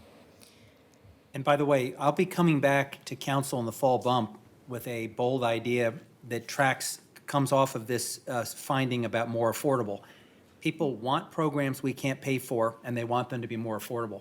It's going to require, in the short term, a change in how we budget. And we're going to put an idea on the table that I think is going to get people's attention. Thank you. So those are all of the findings that we are highlighting today. Again, you have the report. It's available online, and there's a lot more data to dive into. We obviously learned a lot from this process of conducting the survey in this way for the first time, and have identified several areas for improvements if we are able to conduct the survey in the future. These include increasing the canvassing operation to ensure a more representative sample, strengthening community and city relationships to help conduct survey outreach, adjusting the timing of the survey to better align with the city budget process in order to use it more as an input into that process, conducting follow-up qualitative research, such as community listening sessions on priority areas identified by the survey, and adjusting survey questions as necessary to gain additional insights. Okay. So I will now walk through briefly a few opportunities that we have identified to utilize this data to improve our decision-making and our service provision.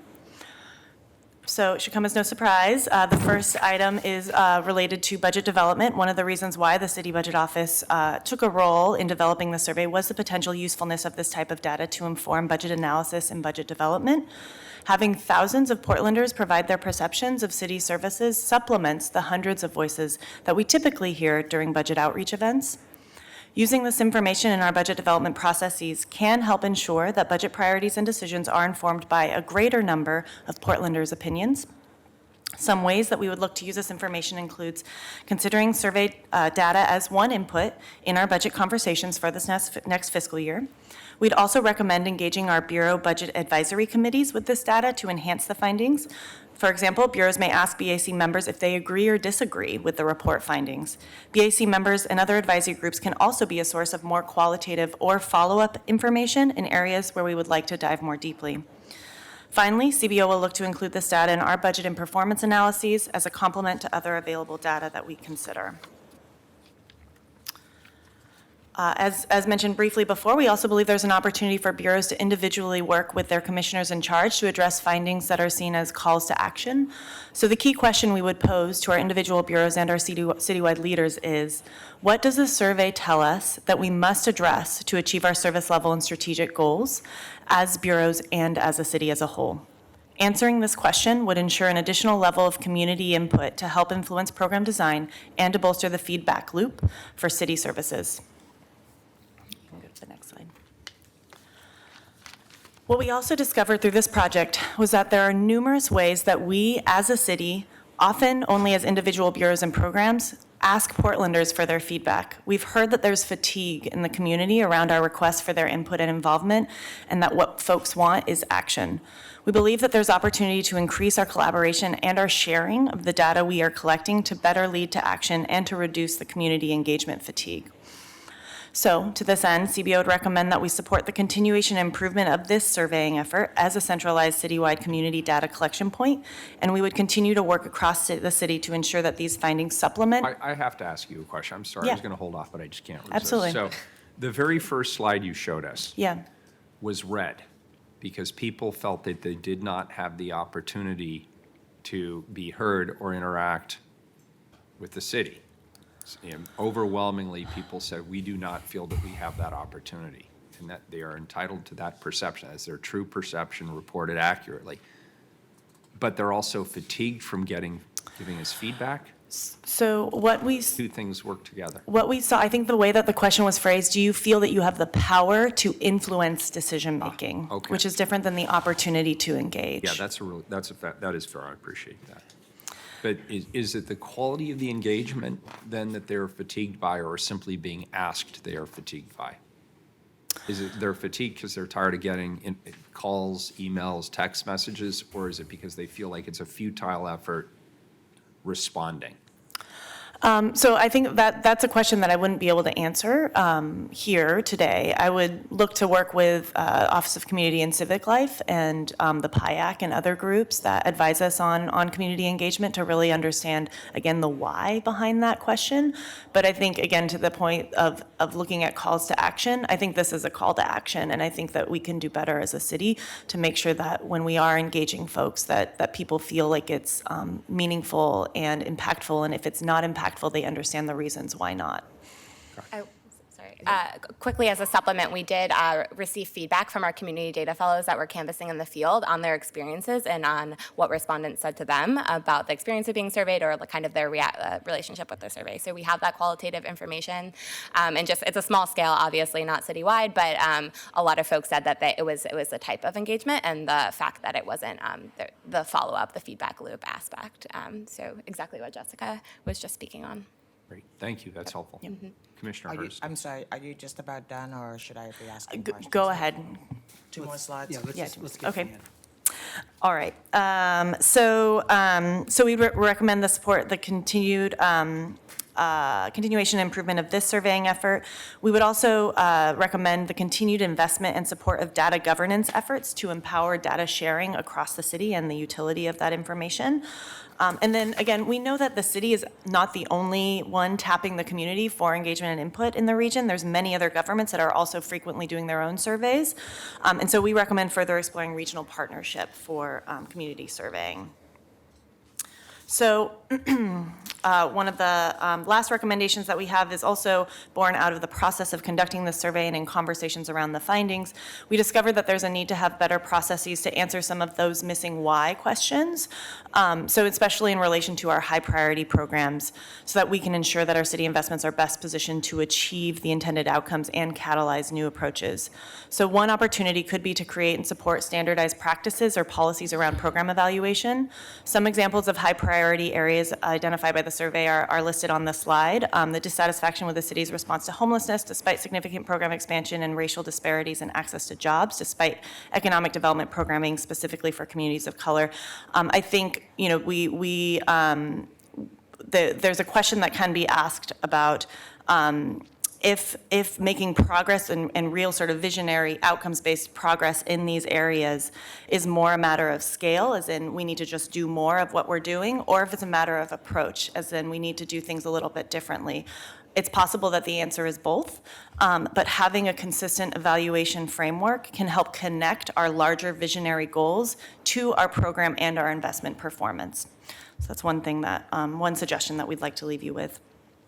Very briefly, in terms of next steps, I want to close with a brief review of what's been done with the survey data to date and what's yet to come. We held a city budget office internal workshop discussing how we can use this information. We also organized a citywide workshop on August 15th with Bureau staff to present the results and discuss how the data can be used to improve our services. We've been reporting back to the community data fellows and community groups that we've engaged throughout the process, and we put a version of the survey data up for open download on our website.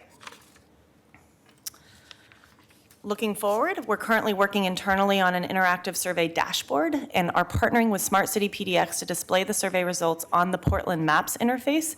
These two tools should be available within the next few weeks. We'll also be incorporating pertinent survey data into our prior year performance report this fall. And lastly, CBO's has been and will continue to consult with bureaus about how the survey results can be used as an input for their performance management strategies for their advisory committees, using frameworks like results-based accountability and in bureau budget equity tools. So in closing, I want to thank you for your support and your engagement with this important work. And now we have some time for discussion. Very good. Commissioner Hardesty. Thank you, Mayor. And thank you, Jessica, and your team for A, conducting a survey, and B, being intentional about doing canvassing to reach out to communities that wouldn't traditionally respond to a survey. I'll go from almost the end backward. When we're talking about people's perception of whether or not they were fatigued from all the requests for information, I'm curious if you have information about whether or not the fatigue comes from one-way communication, right? Does the fatigue come from we come out constantly saying, what do you need, what do you want, blah, blah, blah, and then you don't hear from the city or other governments again until we need something else?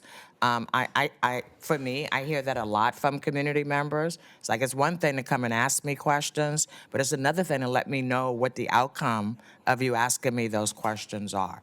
Did you have any, do you have any anecdotal data based on the surveys around that? So it sounds like the canvassing, the fellows did hear from the community members that they felt like there wasn't a feedback loop, that they didn't really understand what happened to the information, that it was, you know, a smaller sample of the respondents overall, but they did hear that. We can look to cross-reference some of the information, such as the question, the response, do you feel like you have the power to influence government? We can actually take that data and look at the respondents who felt more strongly that they didn't have power and cross-reference that with other questions and responses and try to glean some additional information that way as to the why. And I wonder if, words are powerful. So I wonder if the word power actually made people respond in a way that would have been different if we had, say, used another word, right? And I don't know the answer to that, right? But it just made me think about that when I was reading it, because most people feel powerless when it comes to making government do anything, and that's a very broad, across-the-board statement, right? And so I would hope that we would be more intentional, right, and think about really what is it, right? Are you able to, I don't know, are you able to influence, right? The city council votes, as an example, right? Because I think most people really, and me included, like feel like they, it's like, if you look at the federal government, we can't do a lot there. I appreciate the desire to use this as we start moving into budget. But I guess my caution, I have two cautions. One is that because this is a new survey, I think that there'll be some tweaks that we'll have to make. And so I don't know that I would invest a lot of time actually trying to match this up to the budget process this year. But I would like to know how you're going to direct us to actually be able to take what's useful from the survey and actually inform the work of developing our budget. What is that process going to look like? So that's an open question. I think we know that we want to utilize some of this information and this analysis, the data as a supplement to other data in our analysis and our recommendations. So responding to whatever bureaus are putting in their requested budget. In terms of how the council would like to use this information, I think that's part of the discussion today is, now that you have this information, you've heard an overview of it, what are the areas, what are the findings that you would really like to look to dive deeper into and look for further analysis and or look to take some action through the budget process? I think part of what we can do is help educate the public through this survey process. And so I'm concerned when we think about community safety that the only entity that we mentioned were police. And as you know, we have a lot of first responders that actually don't have guns and uniforms. And so when we talk about community safety or public safety, I think it's important to actually list out all the agencies that the city has that has a responsibility to both be first responders and actually create a safe community.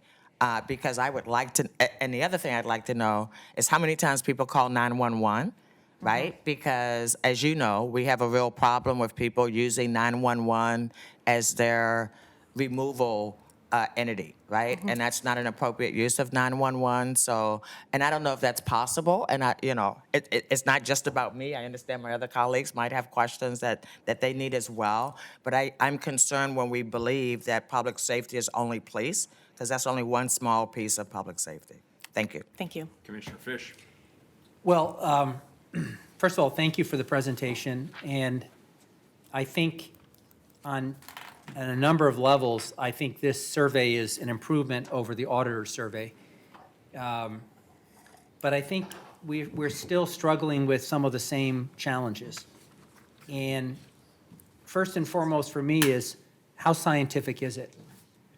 I mean, you put the disclaimer in early on about it's wildly overrepresented with certain groups of people in terms of who opted in. And it's an opt-in, not a representative sample. So Mayor, if we are going to look to next year to be the year to refine this and then to get some data that shows patterns, because that's really, no matter what flaws there are in this survey, there's a huge benefit to us to see patterns, trends year to year, because you're adjusting for those flaws. Within those flaws, we're seeing how do people's views shift. I would strongly urge us to consider buying some time from Tim Hibbett's and his shop, or however we'd have to do it, to have them sit down and review this and give us some feedback. I haven't done a poll in any of my campaigns since I was elected in 2008. So I'm a little rusty on, the question of how you pose questions and how you prompt answers and, other kinds of things. But I think we'd get some interesting feedback if we went to a professional. And here are some of the things that I'm interested in learning more about. when people choose the neither satisfied nor dissatisfied, what are they communicating to us? Is that I don't have enough information to comment, or is that I don't care, or is that I'm not sure? So I don't know what neither satisfied nor dissatisfied means. But if you add that category to the plus side on a number of these these survey results, it significantly boosts the numbers. So I'd like to know, what does neither satisfied nor dissatisfied mean, and how should we realistically review that? Number two, I think some of the questions are biased in the way they're worded. Biased in the sense that they almost inevitably provoke a certain response. And I think a number of these questions have to be reviewed, particularly around homelessness, so that there's no prompt in the question, that there is a more generic question, and therefore we get an answer that's based on people's response to a generic question, not to one that's a little loaded up. I don't know anymore what the term trust in government refers to. My sense in talking to a lot of people in the community is that when they disagree with the council, they express the disagreement as a trust issue. That's a big shift over the last 10 years, and I think it's a big shift over the last 30 years, and we've seen that in the Pew surveys. Increasingly, people frame their disagreement around trust rather than just a disagreement as to policy outcomes. But I'd like to know more about what do we mean by trust in government. Our numbers don't seem to be very bad, actually, in trust areas, but I'm not sure quite what people mean when they say trust. When we ask them, do you trust? I don't know. I'm not quite sure any of us know what people mean. I don't have a lot of context. We don't have a lot of context for the answers to these questions, meaning compared to what? I mean, we know that when close to half of Portland says they generally feel satisfied, generally think city council is doing okay, we know that that's an extraordinarily different set of numbers than we get for Congress. It almost seems like the further away, the more remote the government, the more people's attitudes shift. But when, people are rating Congress in single and low double digits, what does it mean that we're close to 50%? I don't know. What's the context? How do we compare to other jurisdictions? What's a benchmark? I don't know the answer. And then finally, I found that there was, I wasn't sold on the methodology we used as to whether we started with prompting someone with a strongly agree or a strongly disagree. And when you look at some of the results, I think they're skewed by virtue of which came first. If you ask someone a question and you say, do you strongly disagree, you are inviting the negative response to the question. If you ask, do you strongly agree, you're inviting the positive response to the question. I think the sequence of whether we start with disagree or agree skews some of the results. And I'd like to know what a Tim Hibbets or a pro in the field feels about that, because I think that's just textbook. There's a lot of stuff in here for us to review, but I want to echo something Commissioner Hardesty said. I don't think this is going to be as helpful to us until we have worked out some of the bugs and we have year two data to review, including trends. So I'd be reluctant to build this too much into our budget process, particularly because you have been very clear about the disclaimer that it overrepresents older female homeowners. And therefore, even with the adjustments you've made, I'm just not sure how representative it is. So I'd like specific feedback, not necessarily today from you, about how scientific is it, whether you agree that we should spend a few dollars on Hibbets or someone like that. Obviously, there's a procurement issue. What neither satisfied nor dissatisfied means, whether putting the negative response first skews the results, whether any of the questions are biased in the way they're worded, what trust in government means, and what's the context for us to evaluate this. And we'll have more context, obviously, just on a trend line next year. But I think it's a good start, and I think there's some good data to mine here. but I think it has a long way to go, and I strongly urge us to make an investment in bringing a pro in now to make sure we're on the right track. So thank you very much. Thank you, Commissioner. We are happy to look into all of those suggestions, and we'll get back to you on that. So I'll let Commissioner Hardesty ask her question, but I would suggest, this is a good starting point, and I'm greatly appreciative of this, and obviously there's a lot more follow-up that needs to happen. And I would suggest that perhaps we could take this, digest it, think about the questions as Commissioner Fish has suggested. But at this point, I'd recommend we move the report and then continue those conversations. Second. We have a motion from Commissioner Hardesty, a second from Commissioner Fish. Any further discussion? All in, sorry, wrong meeting. Carla, please call the roll. Hardesty? I really want to appreciate the intentionality that you used in creating this survey, and I want you all to know that my questions have nothing to do with my confidence and what your vision was as you move forward. And I look forward to working with you to make sure that next year it gets better, and the year after that, and the year after that. I vote aye. Fritz? Very interesting. Thank you for the presentation. If anybody's interested, they can go to portlandoregon.gov/CBO. Aye. Fish? Yeah, thanks for an excellent presentation. I do think it's an improvement. And the kinds of issues we've flagged in this hearing, I think will give us greater confidence in how we use the data going forward to shape decision-making at council. So that's our ultimate goal. So thank you. Aye. Wheeler? I think this is a really good first step. And yes, we're going to have to continue to massage this. We're going to have to think about how we can elicit more specific answers through the way we ask the questions Commissioner Fish had suggested.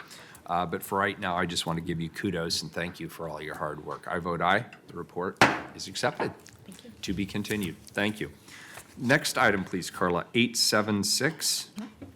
Appeal of Raymond Burse Sr. and Raymond Burse Jr. against the hearings officer's decision to revoke the land use approval for a Type B accessory short-term rental use limited to 3 bedrooms and 6 guests within the existing house located at 2946 Northeast 9th Avenue, LU 18-118937CU.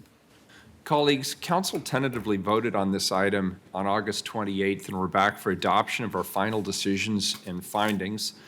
I'll take a motion to deny the appeal, uphold the decision of the hearings officer, and adopt the findings. So moved. Second. We have a motion from Commissioner Fish, a second from Commissioner Fritz. Carla, please call the roll. Fritz? Thank you, Rebecca Esau, Director of the Bureau of Development Services. Thank you, Marguerite Forrestanger, who's here today, Justin Lindley, and Mike Leafield. Thank you, Lindley Reese in the City Attorney's Office, and thank you especially to all the community members who voiced their concerns about livability and took the time to testify on this matter. And thanks also to Thomas Lanham in the Revenue Division, working to get better compliance across the board. Aye. Fish? I just want to associate myself with all the thanks that Commissioner Fritz just gave.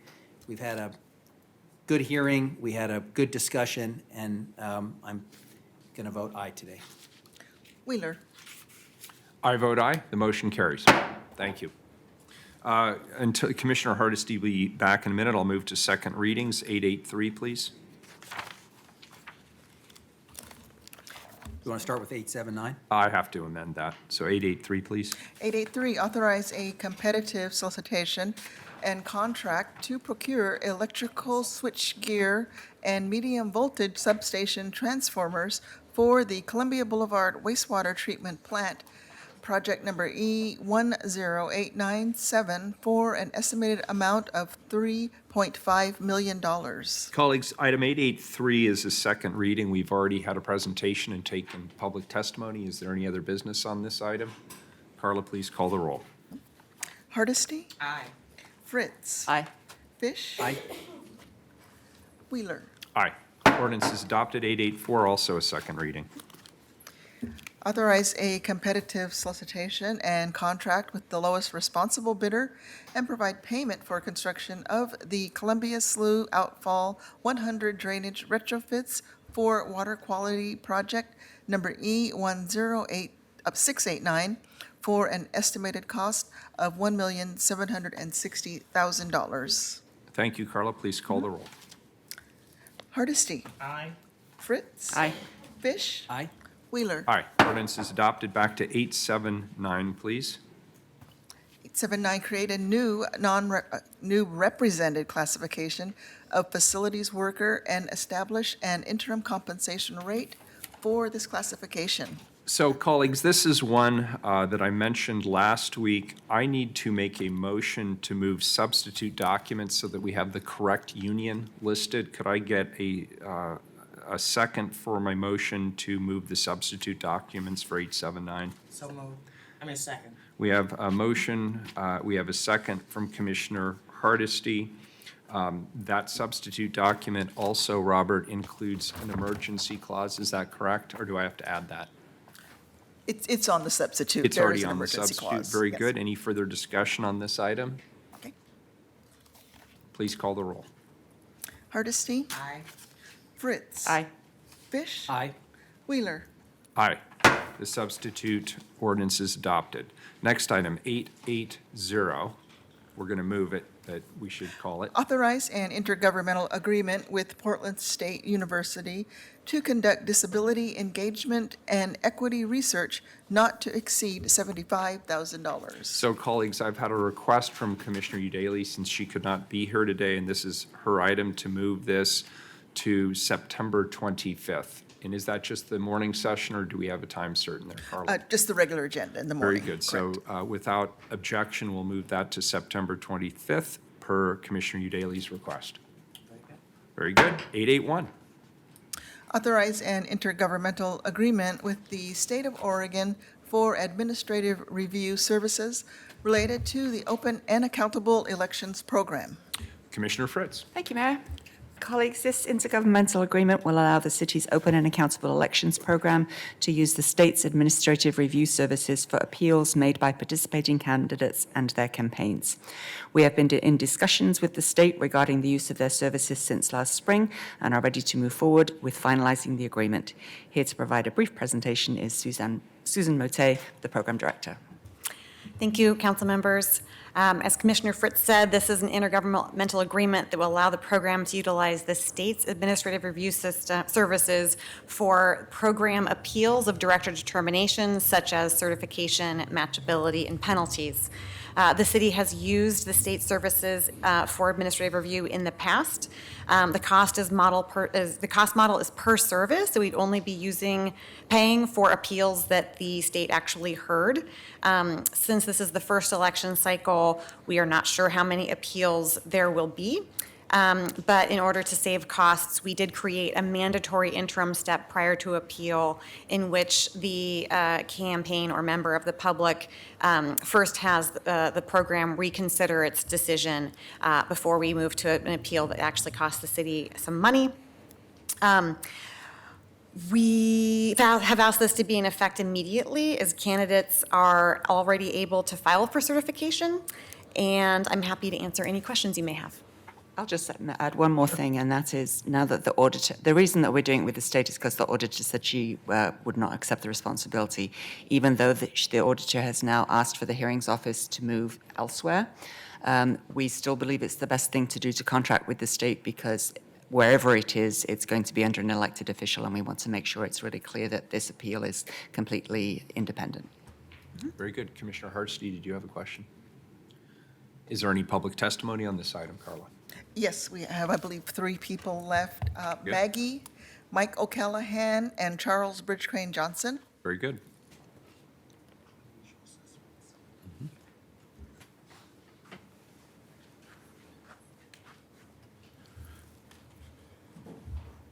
Good morning. Good morning, Mike. You want to go ahead? Maggie? Good morning. Morning. I just have one simple thank you for getting this through. I'm going to participate. I have one question, a very fundamental question, and I asked Multnomah County about this. why is the program that counts the ballots secret? It's proprietary. I know that. Okay? All across the nation. Okay? All ballots are counted by secret programs. Okay? I've litigated this in Alaska, and probably 6 of my 9 cases I took to the state Supreme Court, a number of them were about this issue. Okay? It's a big deal. That's how Trump won. I only got 3 minutes, so I can't tell you all of it. Okay? But this is a fundamental problem. Now, there is an open source code program that can be used to count the ballots. And there is a way that we can cross-check the program to make sure that it is accountable. At present, there is no accountability as zero. If nobody checks the test, it's always right. I have a fundamental problem in a so-called democracy when votes are counted in secret. I would appreciate it if the council would change that process. Mr. Callahan, this ordinance is about contracting with the state for appeals of the open and accountable election system. We're not in charge of the county's election system. I understand that. You're right. So do you support having the state do the appeals of the open and accountable elections program? Well, I thought I would talk to the council about something that they're ignorant about. So thank you for the opportunity, and I'll cease my testimony. So actually, we're not ignorant about it at all, sir. I will tell you that we have one of the most secure election systems in the country. And if you ever had any questions, you could actually go and watch people count ballots at the Multnomah County Elections Office. And so we are very aware, because all of us actually need people to count ballots to make sure we get elected, right? So we're not ignorant about the issue. It is a county issue. And I believe that we have one of the best, most public systems in the United States of America. So thank you for bringing the issue, but luckily Oregon is a non-issue. It's a secret program. Nothing secret about it. Good morning. Maggie, do you want to go next? I'll let Charles. Good morning, Charles Bridgecrane Johnson for the, and I want to thank Amanda Fritz for moving this forward. I would say that because we've just gone a little sidebar on transparency in elections, on like the third page of the PDF, where I think it's actually the state's document, you'll notice that at the bottom, we've completely X'd out a bunch of, literally, a bunch of capital letter X's block out the identifying information. I think it's page 3 of the PDFs. It's a not quite full page of the state's response, but there's supposed to be some identifying information for a city official that's responsible. And everything, their email address, their identity is X'd out. And it's just strange. I don't think it's any reason to vote against having the state office do this. The one thing that I wasn't able to really be clear about is the locations where, if a candidate does take this up, the state obviously has a lovely office building with a pseudo dome on it across the river. So where does a candidate go for this administrative process? If they go to the Open Accountable Elections Office, the reason it's X'd out is because this is a standard form. If we were to put, currently it will have Susan Motay's name in it, but the ordinance. Oh, gotcha. So it's like a sample form, and then whatever's appropriate at the time. If there's a new director, then they still use that form, and that's why it's not that there wasn't a name there in the first place. It was just an opening. There's some blanks. Okay. Yeah. Thank you very much for all your attendance to this. People can go either to the Open Accountable Elections folks, which will. We'll have a location as soon as we get that figured out. But also, in the meantime, they can come to our office if they have. But when the state runs, if somebody does use the hearings, they won't have to go to Salem to have their hearing. The state can telepresence it or do it on the state facility here in the Portland city limits. I'll ask the director that question. Thank you. Thanks very much. Thank you. Good morning. Hi, Maggie, Portland Homeless Town Hall. Joanne, I really liked your response about open elections, and we do comparatively to other states. However, we could always use improvement here and there. And we should never stop monitoring or let up. And it goes back to Fish's question about trust in government, which is, in a democracy, no, of course we should never trust government. We should always be monitoring government. So we should always be checking to make sure that they're openly counting those ballots. Even when they say they're doing it, we should really check, citizens should check and make sure. So that's all I want to say about that. So I'm for open and accountable, and more open and more accountable and more fair. The fairer, the better. So that's all. And can I just say real quick on the addiction thing? I'm so glad that was here today. That was an honor and a privilege to have the Well-Briety people here. And I've been sitting Shiva for someone who passed away on September 2nd. And this morning, I had the opportunity to witness someone shatter their meth pipe in front of me. And I am not an addict. That's not my issue. However, I have had addiction in my family, and I've seen it. And so to see this woman come to this point, and hopefully now she will have the support she needs to continue her liberation. That concern. And Ted, I want to say, I was shocked about your honesty about you saying 3% of the budget goes for actual services. Prevention. Yeah, I would like to hear more of that type of thing from you, because I would like to talk about percentage of budget that actually goes to services for all sorts of things. Thank you, Maggie. Okay, Appreciate thank it. you. Thank you both. Maggie, that was the most succinct presentation that you've done in some while, and you actually covered 4 areas. So I'm very impressed that you got all 4 areas covered in your 3 minutes. time and to it didn't spare. even beat. Thank you very much. Appreciate it. Okay. Very good. Any, Director Mate, Commissioner could you Fritz? come up and answer the question, please? Very good. Yes, the question was whether appellants have to travel down to Salem in order to have their appeals heard, and the answer is no, there are Portland locations that the state administrative judges use. Thank you. Thank you. Terrific. Any further discussion on this item? It's an emergency item. Please call the roll. Hardesty? I just want to really appreciate Commissioner Fritz's hard work to be very intentional about making sure that we're crossing all the Ts and dotting all the Is. And it's just one more component to make sure that regular people have the opportunity to run and serve on this prestigious board. I vote aye. Fritz? I am really excited that several candidates are now using the program. They're out there collecting their signatures so that they have to file by petition. And I encourage people to get to know who's running and participate in our democracy. Thank you very much, Jesus Mote, to Senior Policy Advisor Christine Nieves, for all of your work on this. Aye. Fish? Aye. Wheeler? I want to thank Commissioner Fritz for her continued leadership, and I want to thank the folks at the state of Oregon for also working with the city on this. I think this is a very, very good arrangement, and I strongly support it. I vote aye. The ordinance is adopted. Next item, 882, please. Authorize a construction contract with North Bank Civil and Marine, Inc.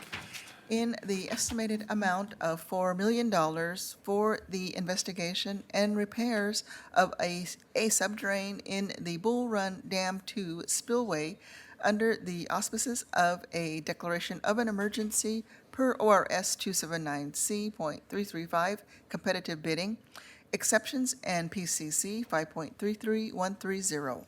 I'd like to pull this back to my office, please. Well, that's no fun. Very it'll good, come back. Commissioner Fritz. Without objection, we'll pull it back to your office. And that leaves us with item number 878 from the consent agenda, which was pulled. Pay bodily injury lawsuit of Daniel Martinez in the sum of $15,000 involving the Portland Police Bureau. Very good. And who pulled this item? Dan Hendelman. Dan did. And do we have somebody from the Police Bureau here or from Risk Management? Oh, very good. Dan, why don't we hear from you first, just so we understand what your questions are, and then we can hear from the other folks. Why don't you come on up, sir?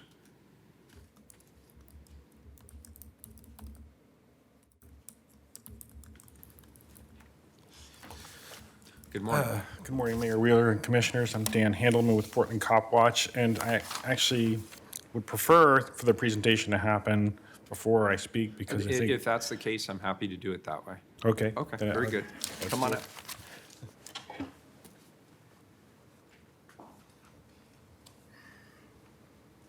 Good morning. Thank you for being here, and if you could just identify yourselves for the record, we'd appreciate it. My name is Jessica Bird, and I'm a senior liability analyst with risk management. And today I brought with me Acting Lieutenant Nathan Shepard with Professional Standards. Thanks, Lieutenant. This lawsuit arises out of a suspect misidentification. On November 13th, 2016, Mr. Martinez was walking on a sidewalk downtown at the tail end of a procession of protesters who were engaged in an anti-Trump march. 3 nights earlier, a protester had caused significant property damage to city businesses by smashing their property with a baseball bat. A Portland police officer observed Mr. Martinez in the crowd and broadcast over the police radio that they believed they had identified the suspect from the earlier property damage case. Mr. Martinez was taken to the ground, handcuffed, and released 20 minutes later when it was determined he was not the suspect in the property damage case. In his October 11th, 2018 lawsuit against the City of Portland and the Portland Police Bureau, Mr. Martinez alleged battery, that the officers ignored his complaints, that his handcuffs were too tight, violation of civil rights, and negligent supervision and training. He alleged that as a result of the encounter, he sustained injuries to his knees, chest, left shoulder, nerve damage to both wrists, mental anguish, disruption of sleep, and humiliation. In addition to his medical expenses of $944 and wage loss of $215.25, he demanded non-economic damages totaling $75,000. The parties engaged in a mediation and were able to reach an agreement for $15,000, inclusive of those medical expenses, wage loss, and attorney fees. Approval of this ordinance will allow RISC to pay Mr. Martinez through his attorney for the agreed settlement totaling $15,000. Very good. It's my understanding, somebody handed me an email earlier that there's been a change to policy since that time. That's correct. And So what mine says is it now incorporates a 2-officer identification requirement, so it cannot just be 1 officer.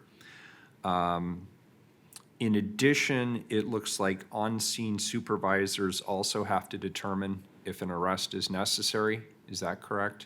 That's correct. And it says taking into consideration the totality of the circumstances. So it sounds like there has been an effort to address this issue from a policy perspective. Yes. Lieutenant, anything else to add? No, sir. Okay, very good. Any questions? All right, we'll hear from Mr. Handelman. Thank you for being here. Thank you for the presentation.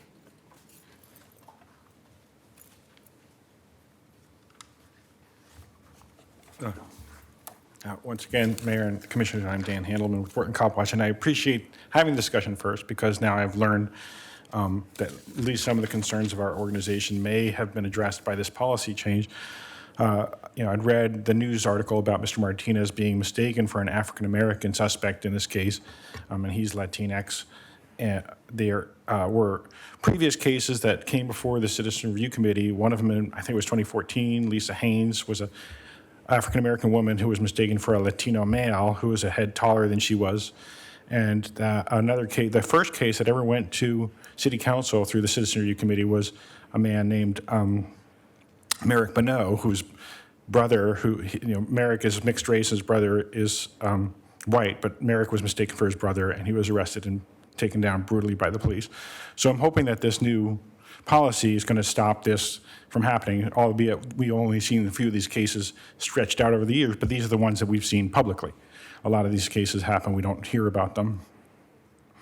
But also, I'm here 2 weeks after I came before you after pulling a shooting settlement off the consent agenda and saying these are cases that should be talked about in public. And this is exactly why, so that we can learn about the things that the police are doing to make sure these kinds of things won't happen again.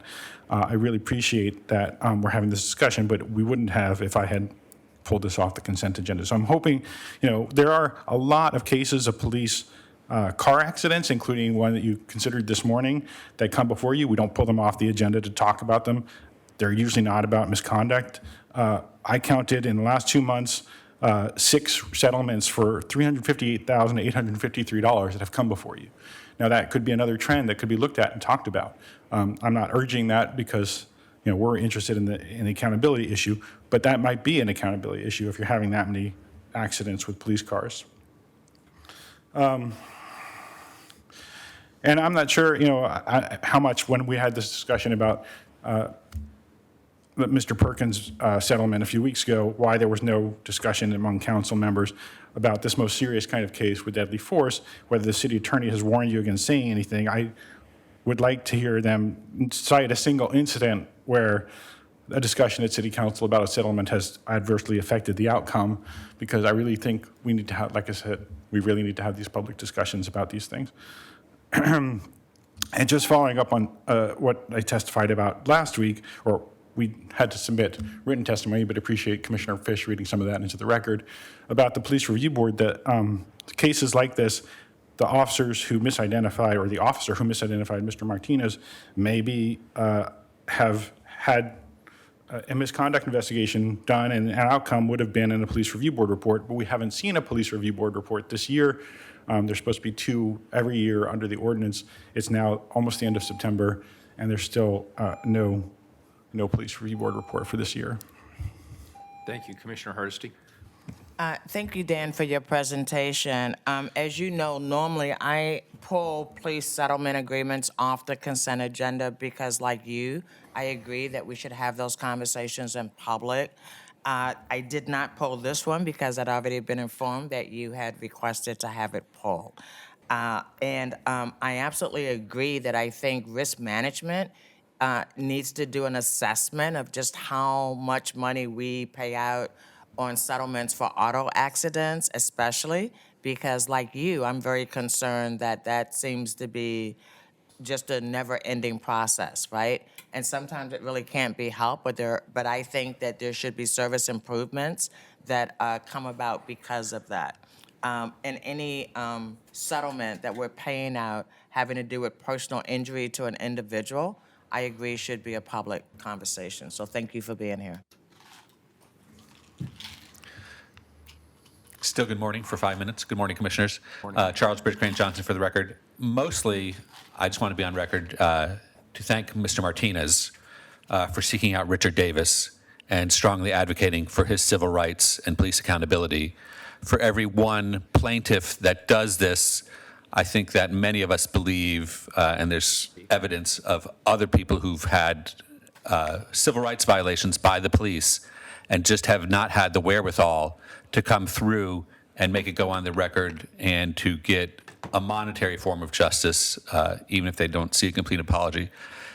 Some of the bigger picture that's evolved with Mr. Handelman's testimony, I think while the OIR report is focused on, hopefully, prevention and elimination of officer-involved shootings, I think maybe in the future, there should be constituent responses, if not from the police department, at least from risk management, so that we also see, in addition to the tragic human impact when people are hit by Portland police bullets, the negative impact that taxpayers have. So I don't know if we've ever paired that information about OIR reviewing in the past which people have been involved in officer-involved shootings, and also at the same time said, and this has led to 14 tort litigations that totaled up to X number of dollars, which of course is a burden borne solely by taxpayers because we don't have police accountability where individual cops are hardly ever held responsible for their actions. Thank you for your attention to this matter with Mr. Martinez, and I was curious as to how the other larger dollar settlement didn't get pulled, but of course it's just traffic.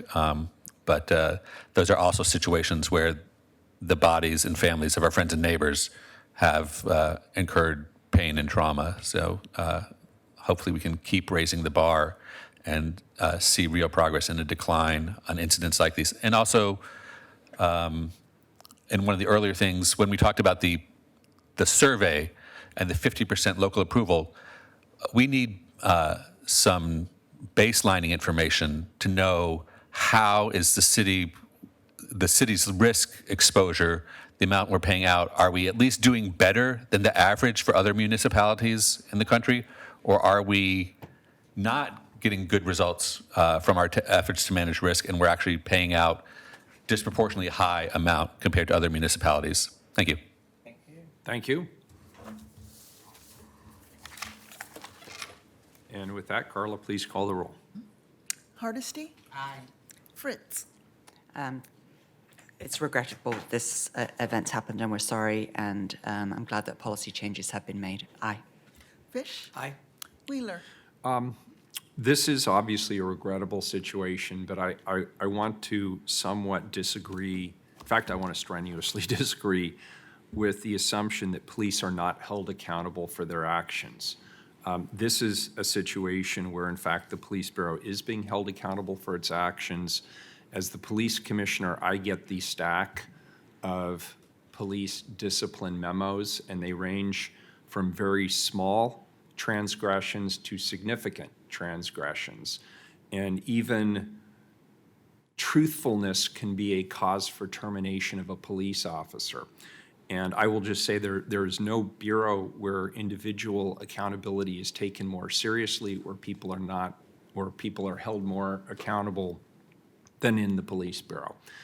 The second thing I want to mention is that we should not assume malice in this or any other case. It is very possible that the officer thought with good reason, with good intentions, that this was the correct individual and that they were looking for the individual. It obviously turned out it was not the right individual, and that is a problem. And I'm glad to see that the Police Bureau, in response to the problem, did change policy to make sure that going forward we don't have this kind of regrettable situation like we did in this particular case. The final thing I want to point out is the reason these come to council as consent items is that this is already a negotiated settlement. This is what the victim in this case, the individual who is wrongly identified as being a perpetrator of a crime, and we all acknowledge that he was wrongly identified, and we're all sorry that he was wrongly identified. But this is what he and his representation have met and agreed to with the city's representation. So really the question before us is, do we accept what they have collectively come to as an amicable or an acceptable agreement, or don't we? That is a separate conversation from the policy discussions that Mr. Handelman raised. He raises legitimate policy questions. I do not deny that. And it is important that we be transparent and clear with the public about how policy is changing to address these issues, why policy is changing to address these issues, and how successful those policy changes ultimately are in solving the problem. But I want us to keep separate the question of a settlement, which has been agreed upon, from questions around policing policy, which, while important, is somewhat separate from the question of whether or not we accept the settlement that's been agreed to. I vote aye. The ordinance is adopted, and we are adjourned.